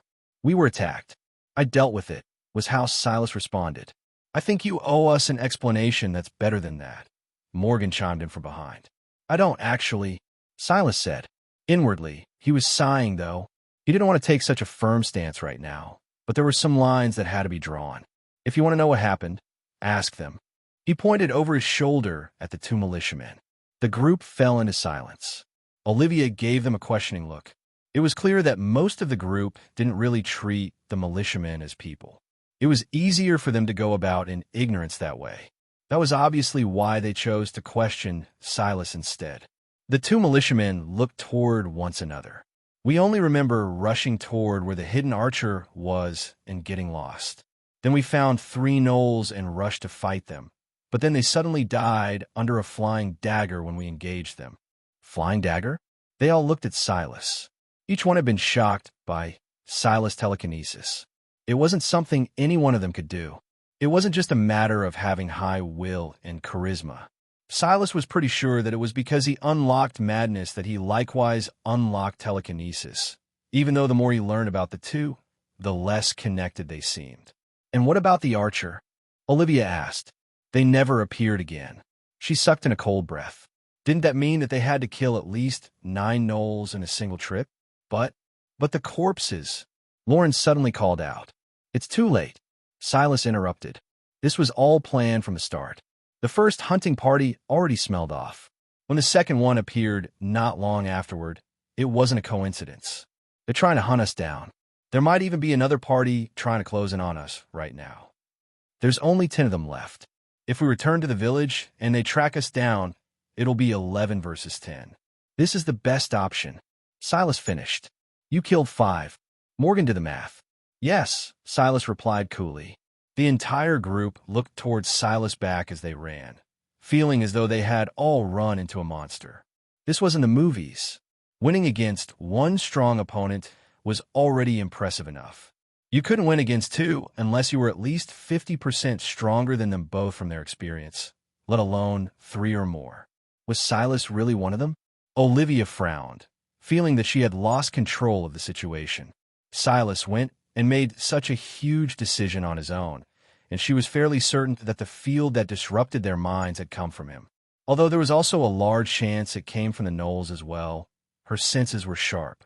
She obviously didn't have just the basic scouting skill either. She had to admit that she had bent Kasari's rules a little and taken some advantage of Sylas, but she had never put his life in danger. It was unacceptable to her for this to happen, and yet, at the same time, she gave Sylas more leeway than she would have someone else. Maybe it was because she knew quite clearly that Kasari still had feelings for him and would likely let this matter slide as well. As for Sylas, he already knew it was inappropriate. This wasn't his village, and yet he had made such an important decision for them. He wasn't VE to that fact. Unfortunately, there also wasn't a choice for propriety. The group moved as fast as they could, and this time, it was actually Sylas who lagged behind them, his lungs screaming. However, he urged them to keep going and not slow down so they could lessen the potential variables. The group inevitably came across beasts, but this wasn't the time to care about collecting beast pelts, so they directly attacked as a group, skewering the animals from all sides. This slowed them down, but not by much, and soon the village was in sight again as they stepped into the wet marsh. There were 2 guards facing the direction of the rainforest and the gnoll village, likely men of the village. It was clear their only task was to scout and report because the moment the group was seen returning, one of them immediately rushed off to inform the city lord. Soon, Kasari had appeared with the militiamen. There was a tight frown that knitted her brows, as she could already feel that something had gone wrong. Her heart plummeted to the floor when she didn't see Sylas among the returnees. "Where is Syl?" Kasari questioned immediately. She looked at Olivia with a hint of franticness in her eyes that was barely masked by her attempt to keep her composure. Olivia was startled for a moment and looked back. Sylas was very tired, and he had been falling further and further behind their pace as they moved. The adventurers looked toward one another. Sylas knew the city lord? At that moment, Sylas jogged out of the rainforest and into the marsh, his body slick with sweat and his chest heaving. It was only after seeing this that Kasari had to stifle a breath of relief. She immediately moved on, as though she hadn't said a word. What happened? Olivia gave her friend some grace and moved on as well, explaining the situation. Kasari bit at her bottom lip as she listened. Knowing that the village would likely be attacked soon put her on edge, even if they had the numbers advantage right now. They would likely have to be on edge, and the gnolls might try a night raid. And, from their information, the gnolls were even stronger at night. This also wasn't the modern world anymore. At night, it would practically be pitch black aside from the moonlight. Their scouting wouldn't even be effective. The gnolls would definitely have far sharper vision than them in this case as well. Sylas finally caught up. His breathing was ragged just a moment ago, but for some reason, he stood straight and tall now, as though he was just fine. We will have to prepare the village. Kasari regained all of her composure at the same moment. Gather the women, children, and weak near the center. We'll give the men spears, but inform them that they aren't to fight. They're only there for intimidation and to keep up appearances. They will probably try a night raid, so if you can help it, I would suggest resting as much as you can now. This will be dangerous, but it will also be a great opportunity. These two, Olivia was speechless. There was a rush to fulfill Kasari's orders. Sylas completed his trade with Olivia and finally learned basic scouting. Then, he found a bed and collapsed, his aching body completely forgetting that he had gotten a good night's rest just hours ago. He barely had the time to take a glance at his new-look status screen. Name, Sylas Grimblade. Species, Human F. Affiliation, Grimblade Lineage. Level, 0. Titles, A Flexible Will. Skill Savant, FFF+. Madness Conqueror, FF. A Patient Stalker, F. Physical, 50. Strength, 50. Constitution, 50. Dexterity, 50. Speed, 50. Mental, 47. Intelligence, 10. Wisdom, 10. Charisma, 122. Will, 94. Luck, 1. Skills, Madden Meditation, FF. Madness Control, FF+. Basic Scouting, F. Comprehensions, Madness, FFF. Gene State, Soft. Fragmented Genes, Grimblade Lineage, F. 8. Dexterity, F. 6. Constitution, F. 6. Strength, F. Common Genes, 3. Speed, F. 3. Strength, F. 2. Constitution, F. 3. Dexterity, F. Gene Talents, Blade Aura, Unranked. Sudden Burst, F. Tail Whip, F. There are so many things that Sylas noticed immediately. So many surprising things, from two of his titles actually swapping places to the fact one of those titles didn't seem to have a rank at all. And then the new ranks everything seemed to have gained. But he didn't allow himself to think too much about it. Maybe it was because of his strong will, but he shut those thoughts down, forcing his mind into a blank state where sleep was king. Cass, we need to talk. Olivia followed in after Kasari, the two entering the shabby shack at the center of the village. Kasari took a seat at the head of her desk, a tight frown on her face. Clearly, the coming battle was weighing heavily on her mind, and Olivia's sudden sternness wasn't really to her liking either. She sighed. Lay it on me. Well, it's not all bad news. There's some good news. Olivia passed over a ring. Simple storage ring, F. Contains hidden space accessible by the mind. Size is dependent on ether units invested with a limit of 10 by 10 by 10 meters. Ether units, 20. Scale, 10 centimeters. Such a large storage device sounded great, but was unfortunately an F treasure for a reason. The scalability was terrible. An ether unit was the equivalent amount of ether someone with 10 intelligence would have, meaning someone with 10 intelligence would have to drain all the ether they had just to increase this ticker by 1. This was fine enough, but the real trouble came in what each unit meant. A single ether unit was worth about an additional 10 centimeters. So Sylas, for example, would have to drain himself 20 times just to gain a 2 by 2 by 2 meter storage space. The worst part was that the invested units were not permanent, as they would dissipate over time.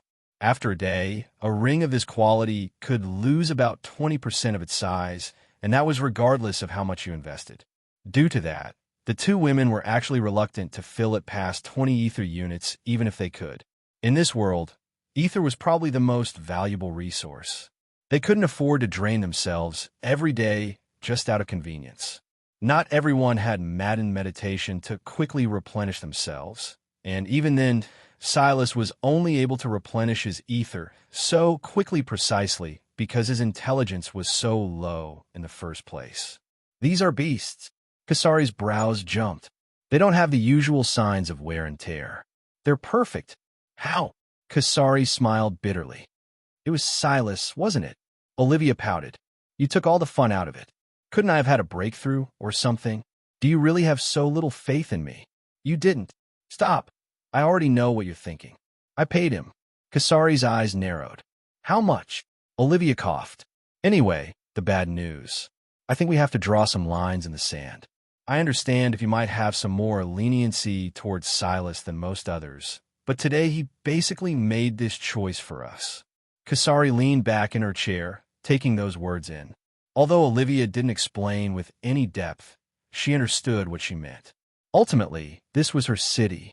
There was a reason she had made it a point to say that the quest wasn't a charity event, and they would get rewards for their participation. She knew a lot about human nature. Whether or not she or Olivia would have made the same decision, it wasn't Sylas' place to unilaterally decide for them. But at the same time, considering the circumstances, was there another choice? How much? Kasari suddenly asked again. Olivia didn't expect this, but in the end, she told the truth. Kasari sighed, rubbing her brows. He didn't even know coins existed until I told him about it. Even if he learns in the future, he won't put 2 and 2 together. The events will be separated by too much time. Don't be like that. We're tight on funds. We have to cut corners where we can. Plus, in this world, as cruel as it sounds, he can only blame himself. Kasari shook her head. Everything you said would have made sense if it wasn't Sylas. He definitely already knows. He just didn't bother to call you out on it. Then that's even better. He's not a petty person. Kasari's smile became even more bitter. He's the pettiest person in the world. Don't let that stoic face fool you. He's brattier than you are. I am not bratty, Olivia said with a gasp. As for Kasari's word about Sylas, she didn't argue. That was because she remembered that even though Sylas knew she was interested in the bone axe, he didn't even talk to her about it, directly selling it to Alex for such a low price. He'll definitely remember this. Take the initiative to give him an extra 600. No, actually. We'll let him use the Nexus. Olivia's eyes widened. Cassio. There was a smile on Kasari's face, and she didn't even seem to be listening to Olivia anymore. Was she surprised about Sylas? Killing an F+ elite, then slaughtering 5 gnolls, including another elite, on his own? Not really. She just felt that it was typical Sylas. She had never thought about it so clearly, but there was never a doubt in her mind that he would have clicked yes to enter this world. And once he did, he would definitely excel. And most importantly, she saw something that Olivia didn't. He definitely didn't have to go after those 5 gnolls. He did it for her. He was still the same Sylas, still as overprotective as ever. Sylas' eyes shot open. He only should have slept for an hour or two, but he felt that his body was feeling much better. He had already had a good night's rest, and this nap had more than made up for his aching body. If he had had a large meal, it would have replaced it quite easily. Unfortunately, he had traded away the beasts he defeated. There's time between now and the night. There's a good 8 hours. I can go hunting, or I can use my coins to exchange for something if they don't let me leave. They had left barely after dawn, and it should only be around noon now. Assuming they attacked at night, like everyone thought they would, there was definitely time. However, Sylas set aside his hunger. He hadn't forgotten that he had gathered many rewards.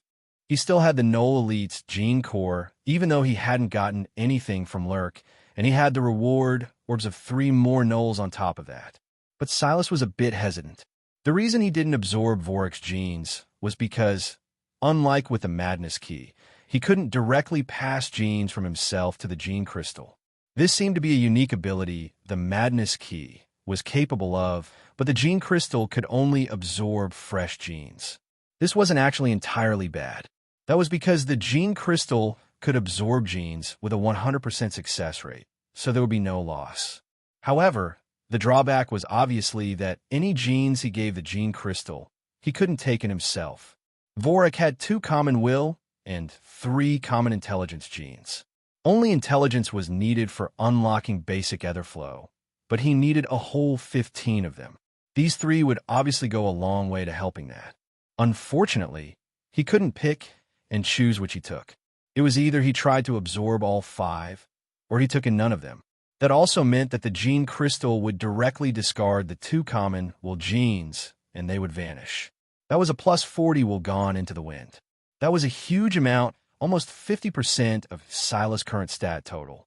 In base, that would be a whole plus 5 to my telekinesis strength. If I added plus 150% when madness is activated, that would be an additional plus 25 strength just from those 2 genes alone.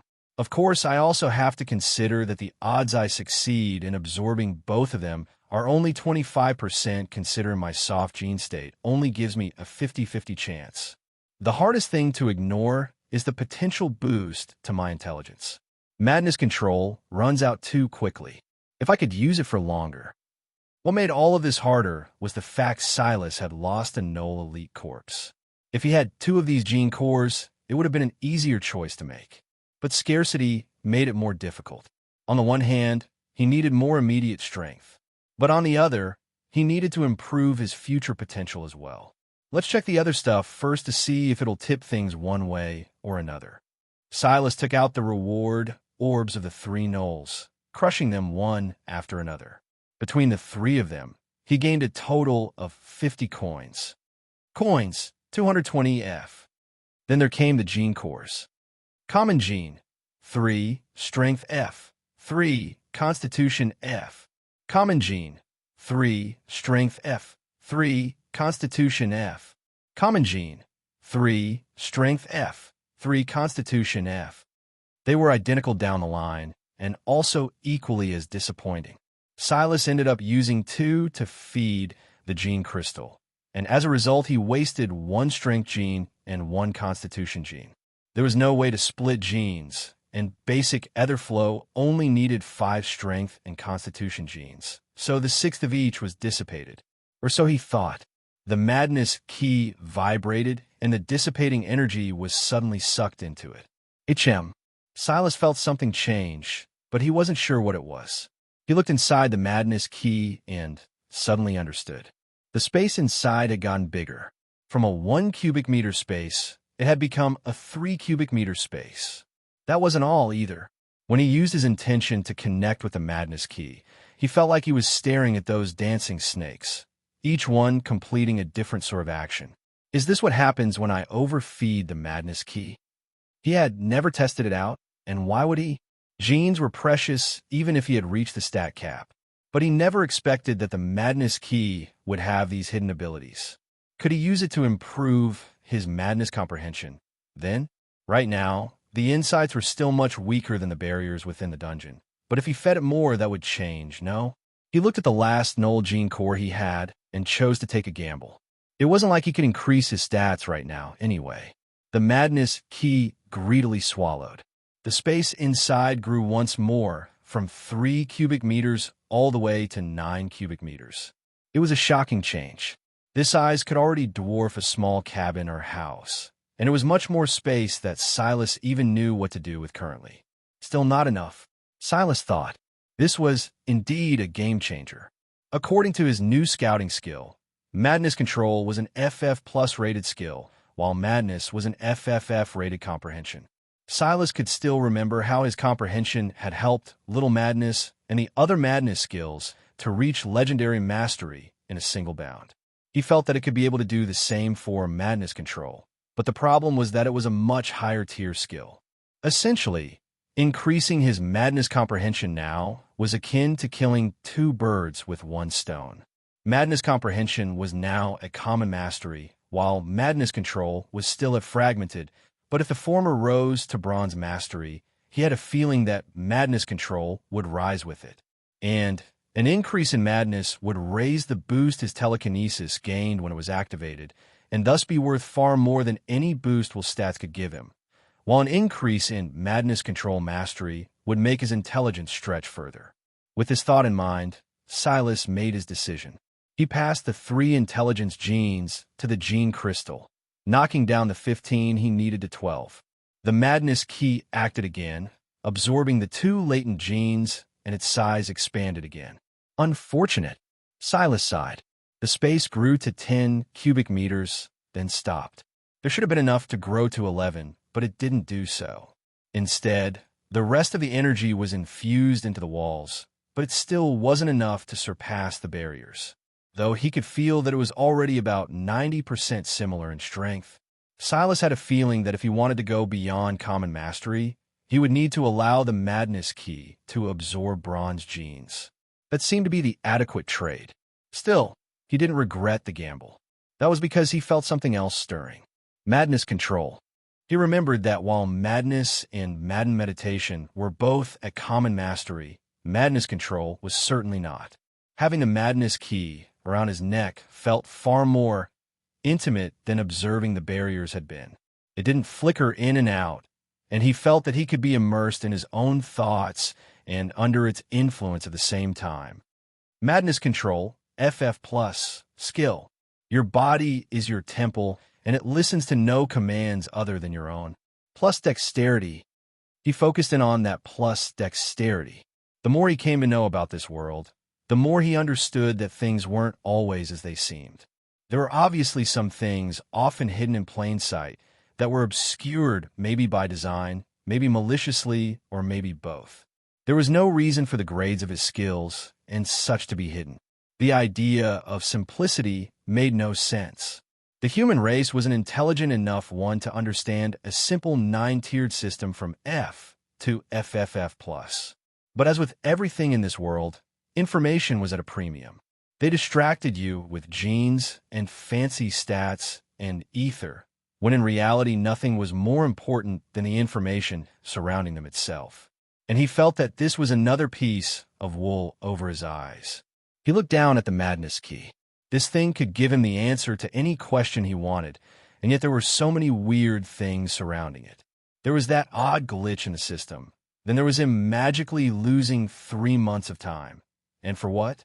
Because there were certain things he shouldn't be allowed to know. Even for the madness key, when he asked a question that he shouldn't, he was directly punished for it.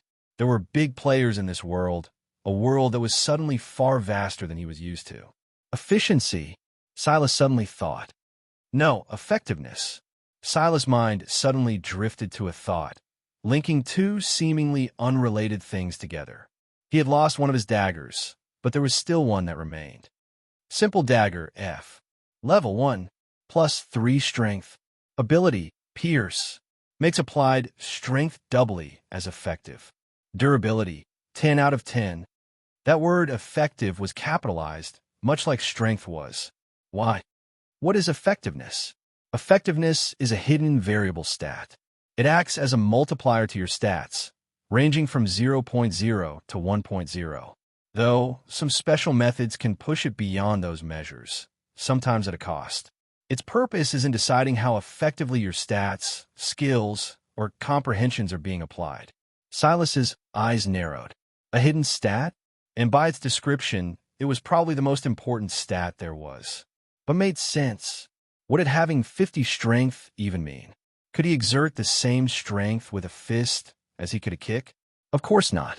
The latter would always be stronger. Would he be able to run at the same speed on grass while barefoot versus if he had a pair of cleats? Again, of course not. Even so, he felt that the purpose of the hidden stat was more complicated than just those obvious examples. It probably took into things like technique, how trained his actions were, how well he shifted his weight in battle, how good the defenses of his opponent were. The number of factors was endless, and Sylas suddenly understood why it was hidden. At least it made more sense that this stat was hidden as opposed to the 9 grades. Such a number would wildly fluctuate so quickly in battle that no human, not even Sylas, could possibly read and react to them. What would even be the point in seeing it? Unless you had a skill capable of taking control of those variables, putting yourself in a perfect state at all given times. Suddenly it clicked. Directly support the author's on web novel. If he was going around with a 0.1 effectiveness, but madness control could raise it to 0.2, it would be as good as doubling all suddenly. It clicked. if he was going around with a zero point 0.1 effectiveness, but madness his physical stats instantly. It was no wonder this skill was the result of the fusion of those three. Your understanding of madness control has deepened. Madness control has reached common mastery. Madness control, FF+, skill. Your body is your temple, and it listens to no commands other than your own. Plus 0.1 effectiveness. The change felt lackluster, especially when even a trashy dagger could double the effectiveness of strength. But Sylas felt that this small change might be worth far more than he knew. Peers could only work in conjunction with strength stat, but this applied to an overall change, a synergy of sorts. Stats, in general, felt like they had quite some overlap. For example, just simple physics, wasn't speed often correlated with strength? And what about acceleration? If you were given little room in battle and needed to explode with a lot of power in a short time, wouldn't you need dexterity? Would strength alone be able to do it? And what about when your attack landed? Would you prefer if your fist was as elastic as a bouncy ball or as tough as iron? If you chose the latter, wouldn't you need a high constitution? Everything fed into one another, and an overall increase of 0.1 effectiveness was more like 0.4 when it was evenly applied across his stats, another 0.1 for when he activated a gene talent, and then another 0.1 for when he used his ether. They would all steamroll into one another, layering and strengthening. Sylas wouldn't be surprised if his overall battle prowess had suddenly taken a huge leap forward. The flaps of the large tent suddenly opened, letting some sunlight in. "Ah, you're awake," Lauren said with a pleasant hint in her voice. "The city lord asked to see you." "Oh, all right," Sylas nodded, standing to his feet. He kind of wanted to take another shower, but it was more inconvenient now, with everyone out and about. The bronze stele had a diameter of 100 meters and a population cap of 100 as well. This common rudimentary village, though, had half that. It was the middle of the day, and everyone was rushing to prepare for tonight. He didn't have the luxury, so he could only deal with it. Sylas thanked Lauren for delivering the message and made his way to the core of the city before being escorted by a militiaman into a shabby shack where both Olivia and Kasari were waiting. The first thing Sylas did after giving the two women a nod was take a glance around. The shack was simple, just a desk, a bed, and what looked like a barrel used for simple baths. It was all completely normal except for one object. A floating cube glowed a dull gray color, hovering above an altar in the corner of the small shack. It could only be one thing. City stele, Sylas thought to himself, his brows raised. This was definitely not an area you should casually allow anyone to enter. These two were probably the only ones who knew that the city stele was located here. Technically speaking, Sylas only had to put his hands on it to trigger a conquer sequence. Sylas' brows lowered, and he looked toward Kasari. Olivia's jaw almost hit the floor. Is that a smile? It definitely was. She hadn't known Sylas for long, but even Morgan cracked a quirk of the lip or two at Alex's antics. Sylas himself almost pretended as though he hadn't heard anything at all. Well, calling it a smile was probably pushing it. Sylas' expression just seemed to be a hint warmer than the stone cold she had become used to. "Sylas, you're here," Kasari nodded. "That's good. I heard from Olivia that you helped us gather up some very important strategic resources, so I wanted to make sure that you were properly compensated for your efforts." "Oh." Sylas didn't seem too surprised by this. He felt that this was an expected outcome. Kasari rolled her eyes. "Can't you react with some gratitude? Maybe in, 'Oh my, city lady, you're so generous.'" Same Sylas, pretending as if he knew everything. Sylas gave an exaggerated formal bow. "You're right. The esteemed city lord has done me a great service." "City lady," Kasari corrected. "There's no such term in history." Sylas stood to his full height again and replied without missing a beat. "Well, City Lord wasn't an official historical title either, but she didn't need to know that. Who cares? My city, my rules." "Your rudimentary village, you mean? You trying to pick a fight, Sylas?" "If you want one." Kasari looked both irritated and amused at the same time. She never understood people who said Sylas wasn't funny. His words themselves were, it was just that delivery was almost too quick and lacked flair. Olivia looked back and forth between the two and suddenly let out a sigh. "Holy shit, I completely misread this situation. Sylas and Kasari looked at her at the same time with accusatory glances that seemed to say, "What's that supposed to mean?" Olivia held up her hands in surrender, not even quite knowing what she was apologizing for. Kasari cleared her throat. "Anyway, like I was saying, we appreciate your efforts. We spoke about it and think that a good reward is giving you access to the Nexus." "Nexus?" Sylas asked.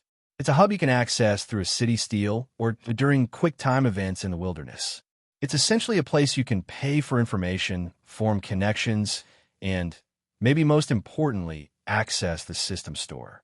One of the perks of being a budding city lady." Sylas' brows raised again. "What are these quick time events? Has your head been buried in the sand for the last 3 months?" Sylas spread out his hands. "I've been occupied by some things. Not occupied by getting armor or better weapons than." She looked toward the dirted and bloody wraps still tightly wound around his hands, wrists, and forearms, whatever those are. "Anyway, quick-time events are like open-air dungeons. In this region, they basically happen once a month. Leveled beasts are usually hard to find outside of those events, unless you're risking your life and adventuring particularly deep into the forest. Those that reach a certain threshold during the event can usually access a nexus afterward. But you have perpetual access to one," Sylas said, as less of a question and more of a statement. "Yes and no," Kasari started before being interrupted. "Cass." Kasari waved a hand and told Olivia not to mind it. "Not all city ladies have access to a nexus, and the one we have access to is gated. Technically, the quick time event nexuses are gated as well, depending on the difficulty and your performance, but they tend to be less so than ours. This is all to say that what you can buy through our nexus is very limited." "Okay, I understand. Then feel free." Kasari pointed a finger toward the city steal.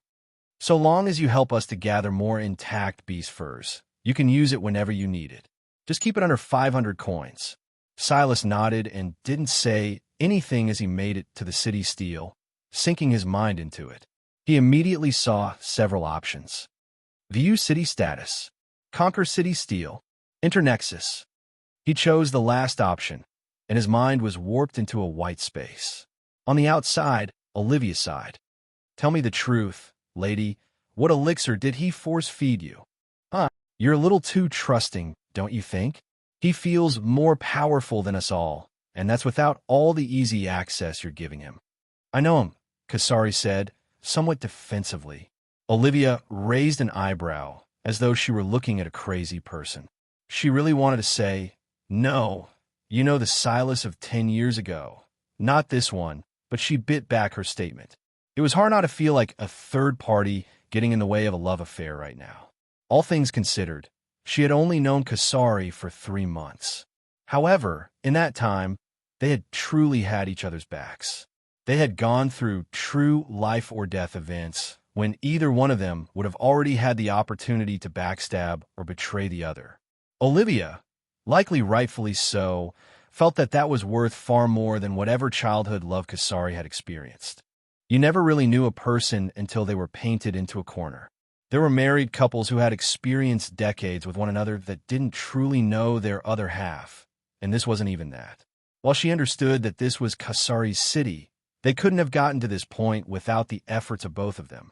In addition, if anything were to happen to the city, it wouldn't just be Kasari who was put in danger, or just the villagers she still didn't know were real or not, but Olivia as well, who would potentially be thrown into the mess.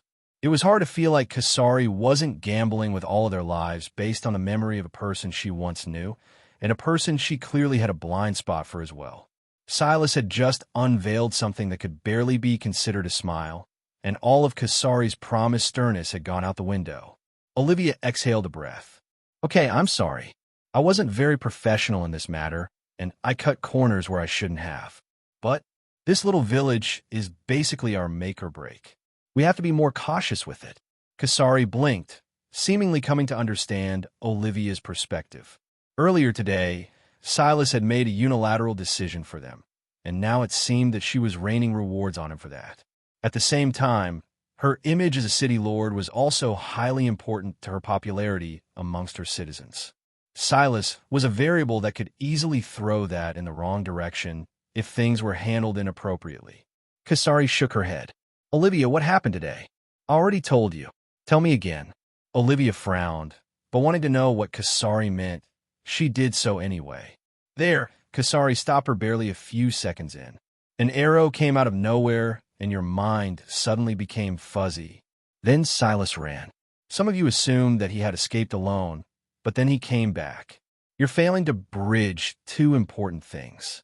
Olivia parted her lips to respond, but stopped, waiting for Kasari to continue. The assumption that he ran away isn't a bad one, because it's what any smart person would have done in that situation. All of you were tied down, and he was seemingly the only one who could move, so why didn't he? The arrows were targeting him, though, Olivia countered. They were. But if he ran away from the archer instead of toward them, what would have happened? Olivia's eyes widened. Kasari shook her head. No, it's not your fault. You're smart, smarter than me, that's for sure. I just shouldn't have told you that story. It colored your perception of him and clouded your judgment. I know I told you not to let it go beyond these four walls, but we're all human, aren't we? A bitter smile spread across her lips. She did regret telling that story. She had held it in for 10 years, so what was another 10? Unfortunately, she couldn't bottle up spilt milk, and it would be hard to mend a relationship between the two. The short of it is that I want to nip this in the bud right now, Liv. Don't trust Sylas, because I happen to know him 10 years ago. Trust him based on what he's already done. That is enough. Olivia exhaled a breath.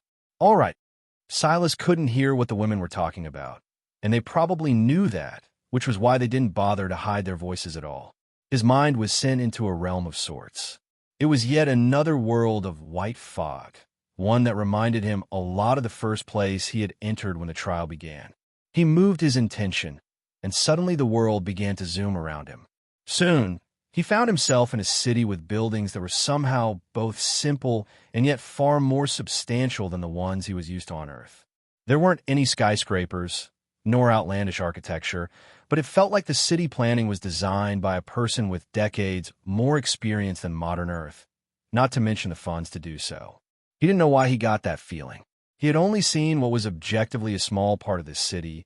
A city he was now seeing was mostly deserted, but it was the feeling he got, nonetheless. This must be the gathering place Kasari mentioned. But as expected, there aren't any people here. Or maybe there are people, but they're so spread out within the city that I can't immediately spot any one of them. Sylas was about to pull back when his eyes landed on something. High up in the skies, there was a board visible from seemingly all angles, and upon it there were 3 columns, one of which was completely empty. Leveling leaderboard. 1. Kale Darkmane, level 9. 2. Astrid Grimblade, level 9. 3. Thorn Ravenclaw, level 9. 4. Malachi Grimblade, level 9. 5. Lucius Grimblade, level 9. 6. Draven Ravenclaw, level 9. 7. Asher Darkmane, level 8. 8. Ragnar Ravenclaw, level 8. 9. Brack Smith, level 6. 10. Hilda Silverden, level 6. Sylas' eyes narrowed. Those names, their last names had changed, but all of them had been on the list of flights he checked that day. The top 8 was completely controlled by the Browns, the Abadi, and the Rouse. Or, rather, the Grimblades, the Darkmans, and the Ravenclaws. The gap between them and 9th and 10th place also seemed to be quite substantial. A part of Sylas thought that they would have hung around at level 0 like he did, or was it that their starting genes limits were so much better that it was unnecessary? Sylas thought about what it would take for him to finally leave level 0. Part of him wanted to hold out until he could form a legendary gene and really go all out. But was that realistic? He had been lucky to get his hands on a gene crystal, but even that would only allow him to form a bronze gene at best, and that would only raise his stat limit from 50 to 100. It was likely that the Grimblades without diluted bloodlines like his own had already started off with a similar stat limit, which was why they left behind level 0 so quickly. He mulled it over for a moment, looking at that leaderboard, but he eventually shook his head. He would focus on satiating the gene crystal first, then he could worry about everything else. Who knew? Maybe by then he'd have another chance to take advantage of. City leaderboard. 1. Castlemaine. 2. Dark Cellar. 3. The Enclave. 4. Look at me, Mom. I'm famous. 5. Gandalf's Pass. 6. Dragon's Lair. 7. Runehaven. 8. Steinsburg. 9. Euphoria. 10. The Sword and the Stone. Looking at this list of names, Sylas didn't find them funny. In fact, he found it all to be quite sad. He could imagine the thought process of many of these people. Some of them had probably thought it was a joke, some of them feeling like they were in a silly dream until things suddenly became very real. There was a clear contrast between the people on the leveling leaderboard and the people on the city leaderboard. The Grimblades had yet to establish their city. They were using the trial to not only decide which of the three of them would become the city lord, but also as an opportunity to scout for the perfect location. Sylas would assume that the other powerful families were much the same. The people on the city leaderboard, however, were the commoners, the people who knew nothing about this coming summon Ascension and had probably been forced to plop their cities down wherever they happened to spawn at. The silly names they had chosen, when contextualized like that, made the reality all the more striking. Just what was the point of all of this?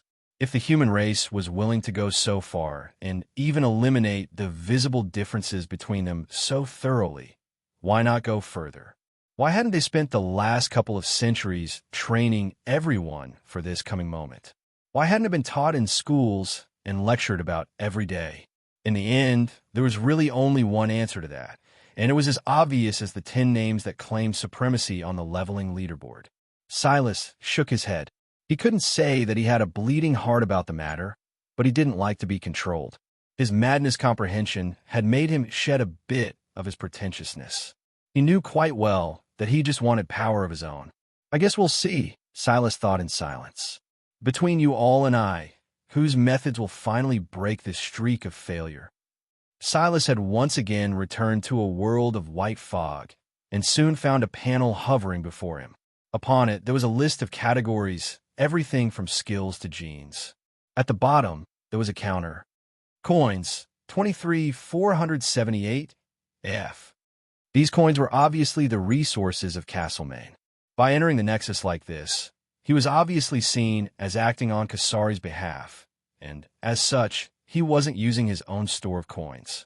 That was why Kasari had mentioned the 500 coin limit. While 500 coins seemed insignificant compared to Kasari's current wealth, Sylas didn't feel it was inappropriate for her to limit him so much. For one, she didn't owe him all of her wealth. That was ridiculous. Second, she had a village to run. These coins were probably a lifeline in a true crisis, not to mention a bedrock for her future plans. Sylas paid more attention to the store itself, perusing the various categories. He quickly came to understand what Kasari meant by how limited the Nexus was.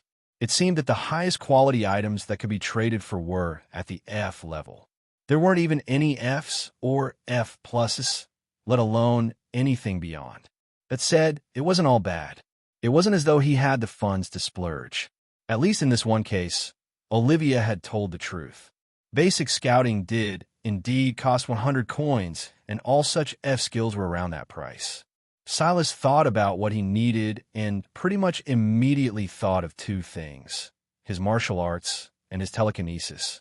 For the former, he felt that he was getting more and more used to the flow of battle, but most of what he did relied on his mind, recalling the boxing and MMA matches he liked to watch and trying to copy the techniques of those men and women.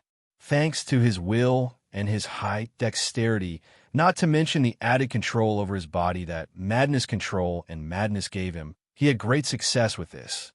But for some reason, he kept feeling like he was close to something while sensing that so-called flow of battle. And yet even after going through his fair share of battles by now, he hadn't really been able to grasp it. It could be that he was just being impatient, but time also wasn't something he had the luxury of wasting, especially since he had apparently lost 3 months already. As for his telekinesis, between now and when he finally succeeded in awakening basic ether flow, he felt that he needed much more practice with it. At the very least, he wanted to be able to move freely and use his telekinesis at the same time without it feeling so awkward. It seems like what I want is pretty straightforward, but it's actually far more abstract than not, Sylas thought to himself. What I don't want is a particular skill, but rather something that can better help me to maximize those abilities first. Sylas didn't have a lot of ether. He couldn't just load up on skills. Madness control was enough to leave him on empty. Stocking up on others would be foolish. Of all the categories, he didn't expect to find something interesting in titles. The titles category didn't allow you to buy titles, but rather allowed you to buy introductions to titles. Essentially, it would be a guide to teach you how to unlock certain titles. Common Arts Enthusiast F. You are a jack of all, master of none. However, your efforts have given your style of combat a unique flair and an air of unpredictability that strikes fear in your enemies. +1 dexterity, plus 10% success in absorbing related genes. Cost, 300 F coins. After looking around for a while, this was what called out to Sylas the most. But would it really help him? So what if he unlocked this title? It could only impact his immediate stats, not his overall situation. Plus, he had already reached his stat cap. He doubted a title would change that. On the other hand, this title seemed to perfectly describe what he was looking for. In addition, it was more expensive than the others by 3 times. Assuming the system was a fair arbitrator, this probably meant something. Sylas narrowed his eyes and continued looking. Soon, he found something for his telekinesis in yet another unexpected place. This time, it was actually the elixir section. Sleight of Palms F. Drink this elixir and gain the enlightenment of truly independent hands. Whether for the purposes of increasing your skill in concocting or in dual-wielding weapons, rise to an all-new level. +1 wisdom. Cost, 300 F coins. Sylas obviously wasn't concocting anything, nor did he need to dual-wield weapons when he couldn't wield one weapon at all, let alone 2. However, the description intrigued him. That was exactly what using his telekinesis felt like. It was like he was trying to learn the piano again, trying to play quarter notes with one hand and eighth notes with the other, or like he was trying to draw a circle with one hand and a square with the other at the same time. What he was especially curious about was the +1 wisdom that came with the elixir. Could that be just an unrelated side effect? Or was it that the higher his wisdom was, the easier it would be to split his attention and do multiple things with his body and telekinesis at the same time? Sylas mulled it over, checking over the whole store diligently.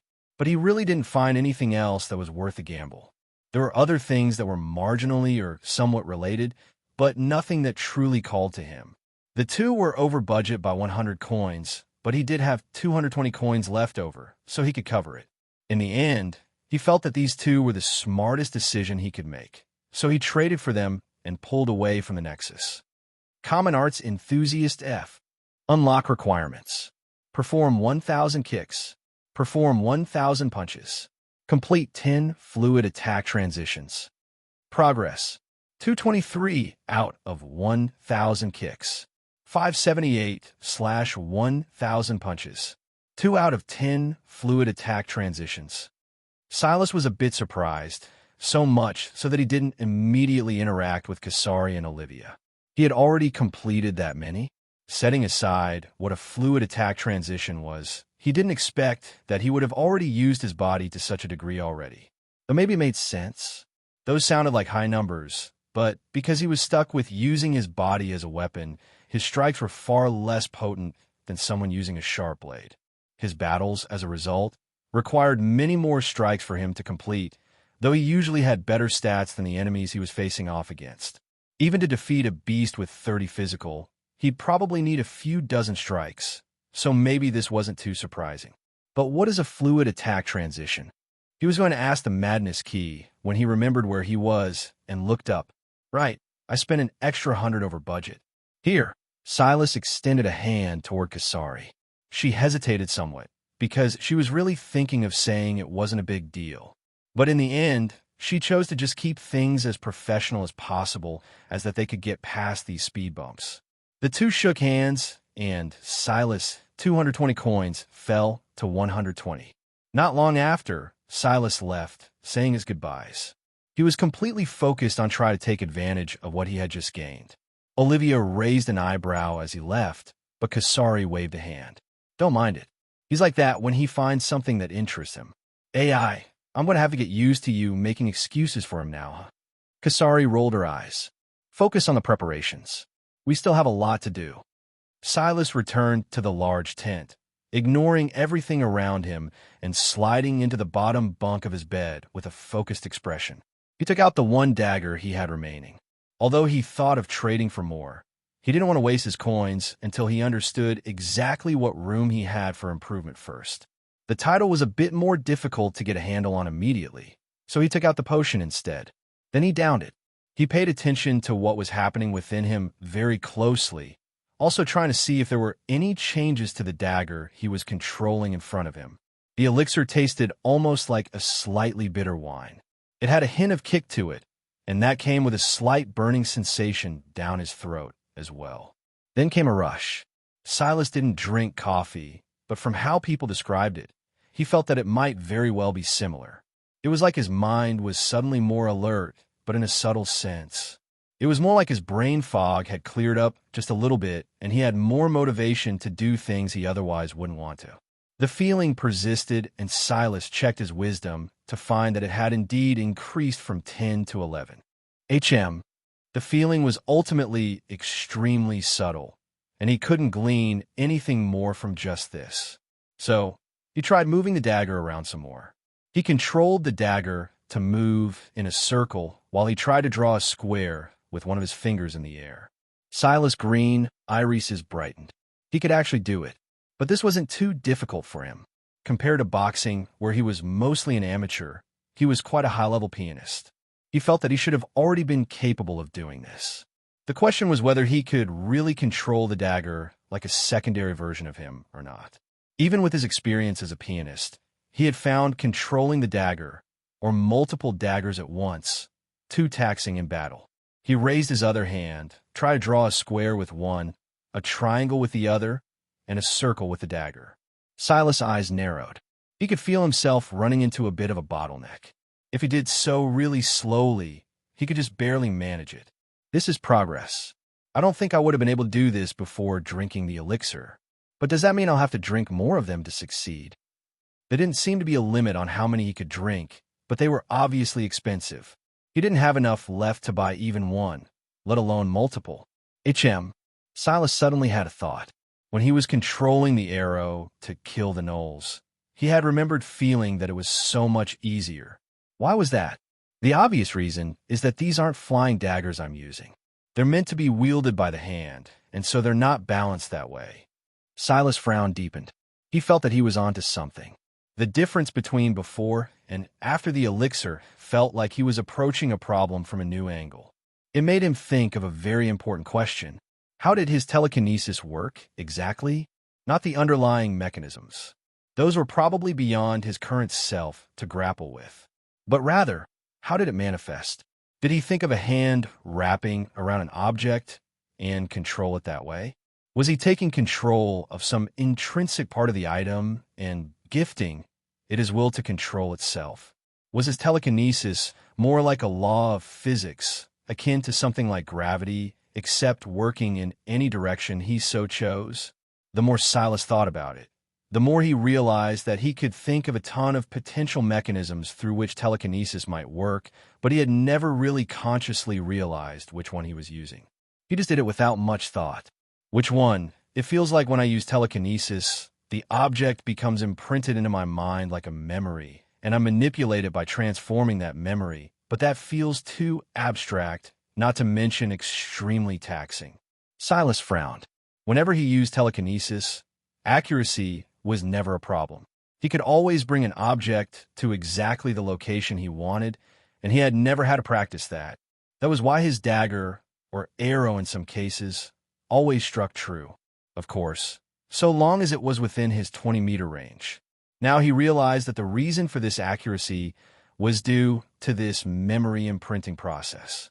He reflected not only the object in his mind, but the environment it was in as well. Is that how it's supposed to work? Sylas thought to himself. Let's try and simplify it, maybe? Sylas tried stripping it down, removing all the extra steps and frilly bits until he was down to nothing more than a thin, barely perceptible energy connecting himself and this dagger. The dagger trembled. This is terrible. That was the first thing Sylas thought. When it was stripped of that innate visualization he was doing, it felt like he was trying to use his left hand to write. Or it would have, had he not been ambidextrous. When he rebuilt that visualization again, the dagger stopped trembling and was as steady as a stone statue. In that case, why not try imagining myself in the visualization as well? The only thing missing from the memory he was imprinting was himself, but that made sense. He couldn't see himself. He could only feel himself. But if he used his proprioception, an innate sixth sense everyone had for the position of their limbs, it should be possible. Sylas slowly got out of his bed, moving as he carried the dagger around with him. He found that the feeling was awkward, but not as awkward as it had been to try to draw 3 shapes at the same time. And yet, he was certain that this was the far more difficult feat. Ever since he learned to walk, he had already gotten used to just doing things with his body. He didn't think about how to walk or how to run. He just did it. But taking a step back, didn't he envision those fighters while he was in battle and try to emulate them? Instead of taking that extra step, why not just trying to envision himself? Sylas sent out a punch.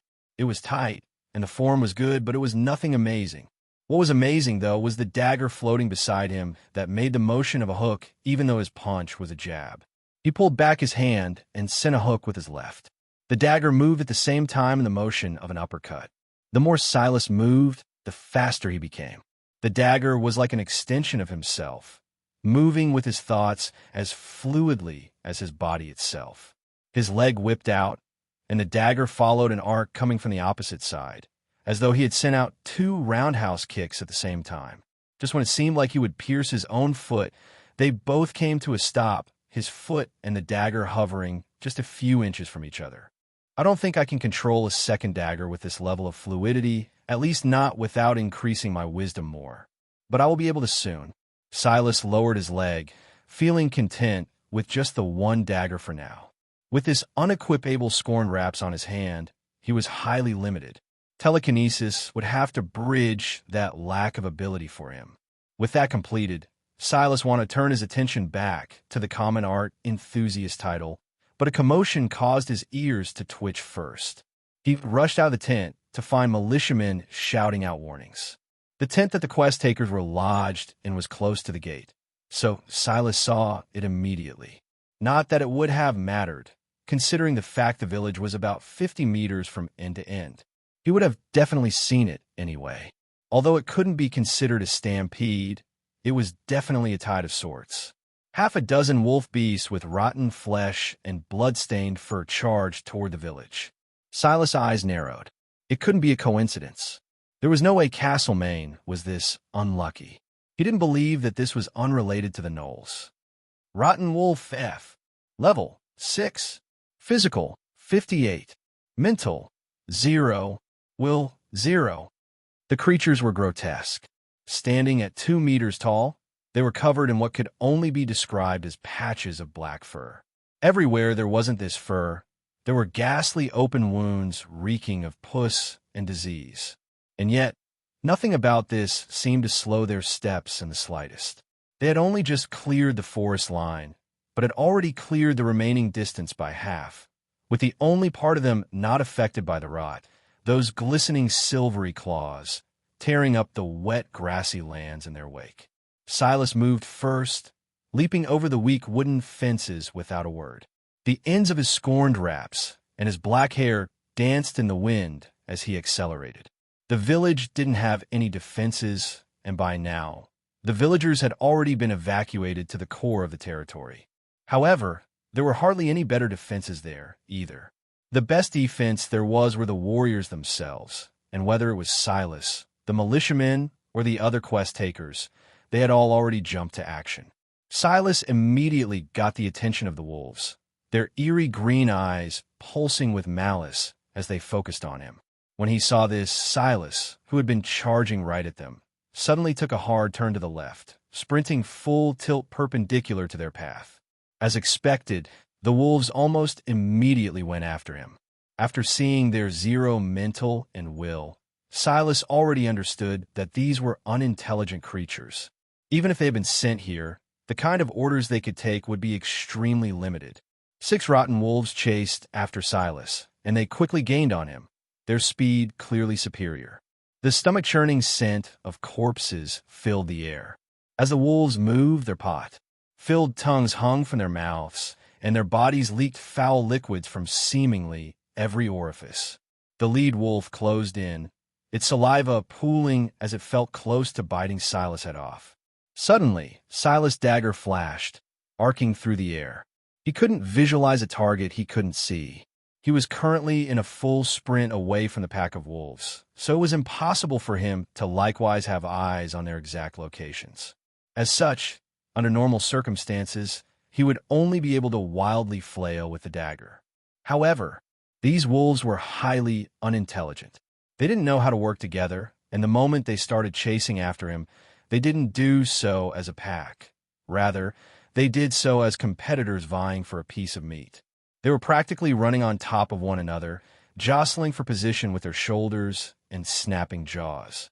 So when Sylas sensed a hot and acrid breath to his back, his dagger shot straight and true directly behind him with only one purpose. The dagger flashed and cut into the open maw of the rotten wolf, ripping up the side of its upper mouth, taking a few of its rotten teeth and drawing up across its cheek, and before flying overhead and into the distance. Sylas expected a cry of agony, or since it was a creature, at least some sort of pause, but he got nothing of the sort. In fact, the wolf even looked as though it was about to continue biting down on his head without a care. They can't feel pain. This was the one thought he had before he suddenly ducked. His speed plummeted, and he was suddenly about to be stampeded by the pack of wolves.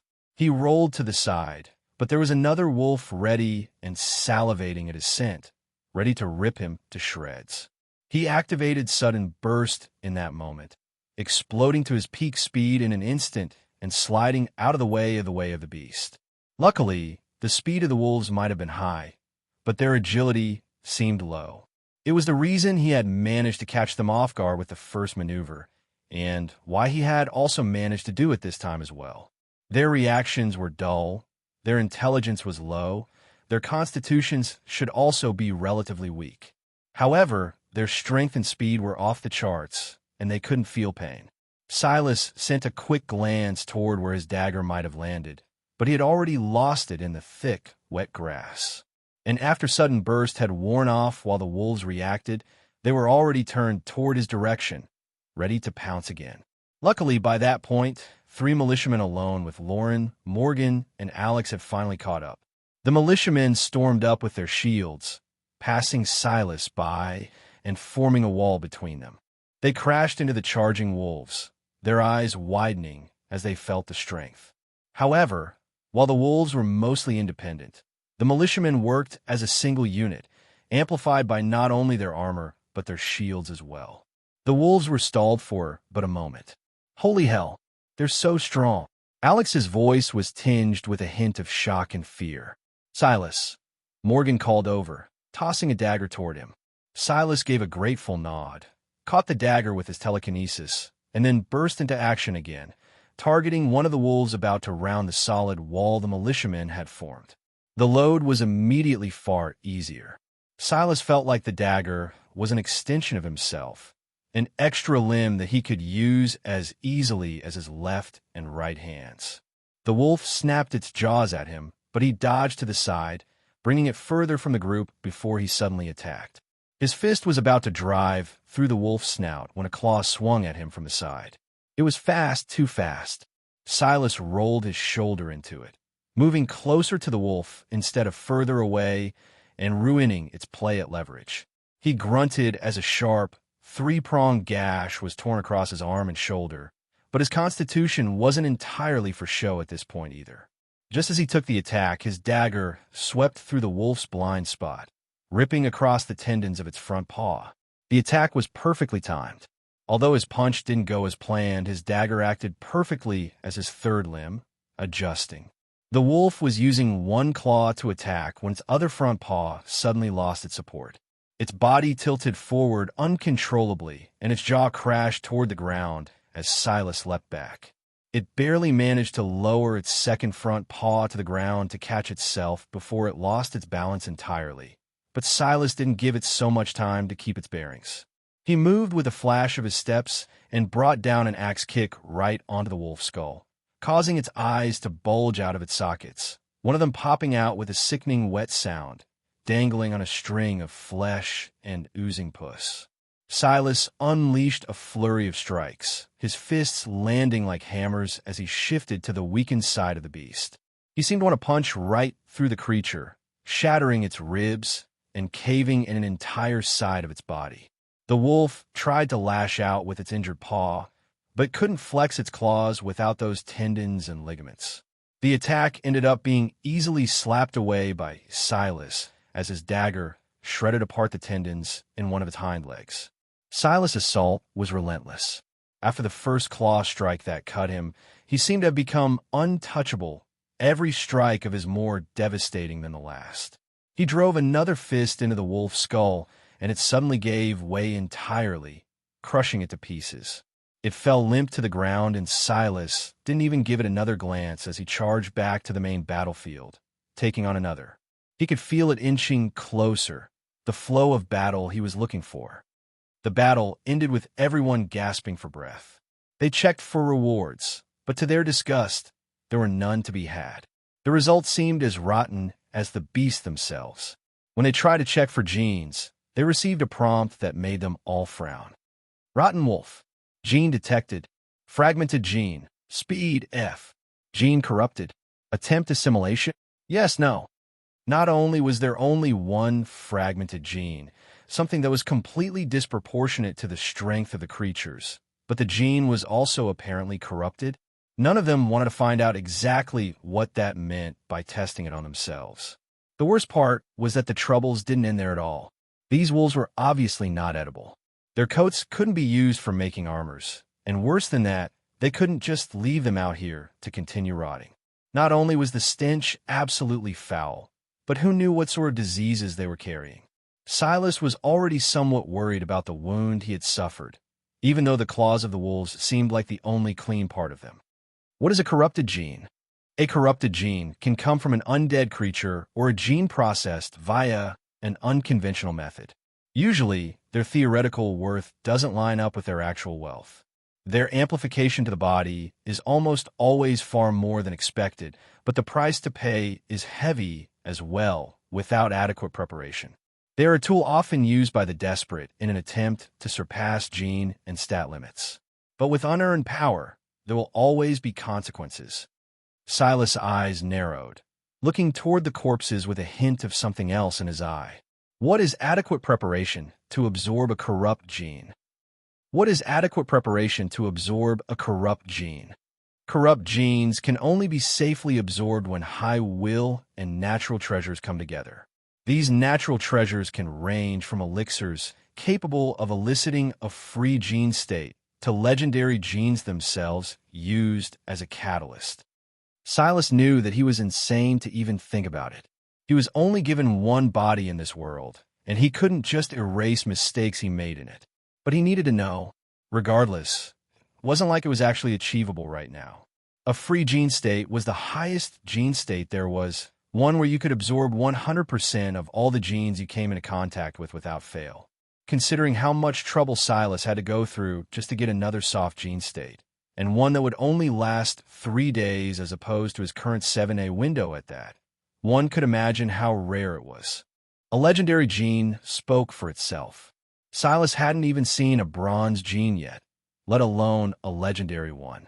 Also, the Madness Key didn't specify what it meant by high will either. He thought that he had high will, but did he? Or was his will just high compared to his fellow humans? A species the system didn't even think high to begin with? Olivia rushed over from the distance. Kasari wasn't allowed to leave the limits of the village without special permissions that she had yet to unlock or earn. So Olivia, her, and the remaining 2 militiamen had taken up arms within the village just in case any of the wolves made it through. "We need to deal with the corpses," Olivia said. "Leaving them around here will cause problems. I'll have to ask everyone to help to transport them away." "I can deal with them," Sylas suddenly said. "You can." Sylas nodded, placing a hand on the wolves and taking them into the madness key. Everyone's eyes widened when they saw that Sylas was actually able to store all 6 corpses without an issue. Seems the size of my spatial device is an anomaly, he noted. He had hoped that maybe the village had one of equivalent size, but couldn't use it because it was storing something important like emergency food, maybe. Looks like he wasn't so lucky. Curse, greed has activated. Sylas' brows immediately furrowed as the madness key suddenly glowed a faint light on his chest, something that only happened when it was absorbing genes. He sent his mind inside, and suddenly the size began to grow explosively again. In a single instant, it reached 20 cubic meters before coming to a stop. The wolf corpses dissolved and vanished into nothing. What just? His head snapped up and toward a certain direction. He heard it long before he saw it. Another group of rotten wolves was approaching, this time from a completely different direction. There was no way they could make it before this pack crossed into the village. Everyone broke out into a sprint, but it was actually Kasari who reacted first. She was still within the bounds of the village, and she saw quite clearly that not everyone would make it in time. A great sword of exaggerated length appeared in her hands. It must have been at least 1.5 meters long, not to mention at least 8 inches wide at the base before tapering off at the very edge. It was longer than even a traditional longsword, and yet it had a rigidity to it that made Sylas cringe. Just how much pressure was on her wrists? There was a glow that enveloped Kasari, and she suddenly accelerated.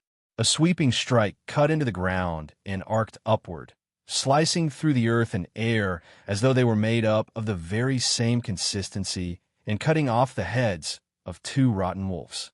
Their bodies collapsed and were trampled beneath the claws of their companions, but that still slowed the latter group down considerably. Kasari stood red-faced and gasping for air, but the glow around her quickly solidified once again as she seemed to visibly recover. She brandished her sword again, cutting down from above and splitting a stumbling rotten wolf in 2. Everyone seemed to finally catch up at this mountain, and they gathered as one, fighting off and killing the final 3 slowly but surely. Sylas looked up, a grave expression marking his brows as what he feared would happen occurred soon afterward. A third group of wolves appeared once more, this time from yet another corner of the village. Without a choice, they broke out into a sprint once more. Common Arts Enthusiast F. Progress 422/1000 kicks. 932/1000 punches. 4 out of 10 fluid attack transitions. Sylas took deep breaths, his body covered in wounds, and his chest having gained a bloody claw mark to match his shoulder. This was already the 4th wave of rotten wolves, and the daylight was slowly beginning to wane. If he only had a guess that this was related to the gnolls before, he would be shocked if it wasn't now. By this point, even he was dead tired, let alone everyone else. The only positive was the improvement to the madness key. The now over 20 rotten wolf carcasses he had taken and had allowed it to reach 20 cubic meters, and though it hadn't improved beyond that, the density of madness he could sense from it was on a completely different level. If he just had time, he was certain that he'd at least have a good chance at improving his madness comprehension to bronze mastery, but there just wasn't. Every time he thought it was over, another wave would come. The aim was clear. By the time the gnolls actually appeared, they'd be too dead tired to do anything about them.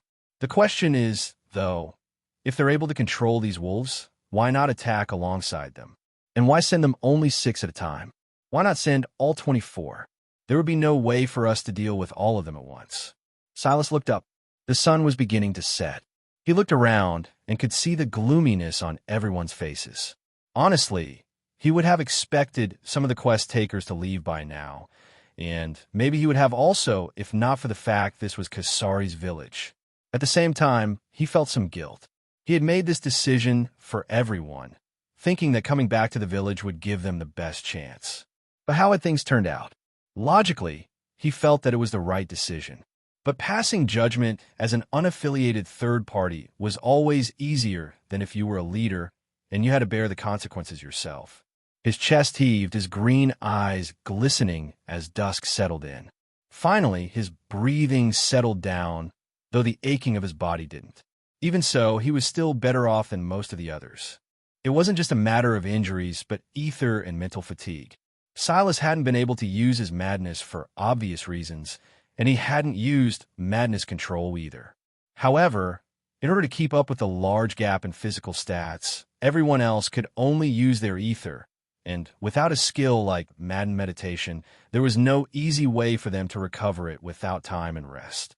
They had already been running on empty after the first 2 skirmishes, and the only way they had managed to continue was because Kasari traded for something she called ether rejuvenation elixirs from the Nexus. But that was the other thing, that being Kasari herself. By now, Sylas understood that the great strength she had displayed was as a direct result of her village. She couldn't easily step outside of its bounds, but that didn't come without its benefits either. Unfortunately, those benefits weren't unlimited, and using them put a great amount of strain on her body. This was also likely the reason Sylas couldn't scan her stats. It wasn't that her mental was higher than his, though that might still be a possibility. It was rather that the boost of being within her city was a great advantage and added extra protection. Sylas even had a feeling that this was all within the expectations of whoever was leading the gnolls. Their biggest obstacle wouldn't be him or any combination of the others, but rather Kasari herself, and it was in their best interest that she be on her last legs before they attacked. He looked over. Kasari's dark hair was matted to her forehead, her breathing ragged and rushed. She leaned over on her greatsword, her chest heaving beneath the thick leather armor. Although she was trying her best to keep up that strong front, it was hard even to stand straight any longer. The others looked like they were in worse-off condition, having suffered ghastly-looking wounds. But Sylas could tell that the one among them who was in the worst condition was definitely Kasari herself.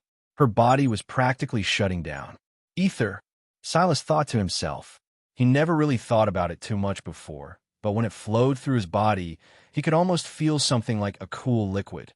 But he could imagine that if you were using too much of it too quickly, whatever organs it was flowing through would be damaged.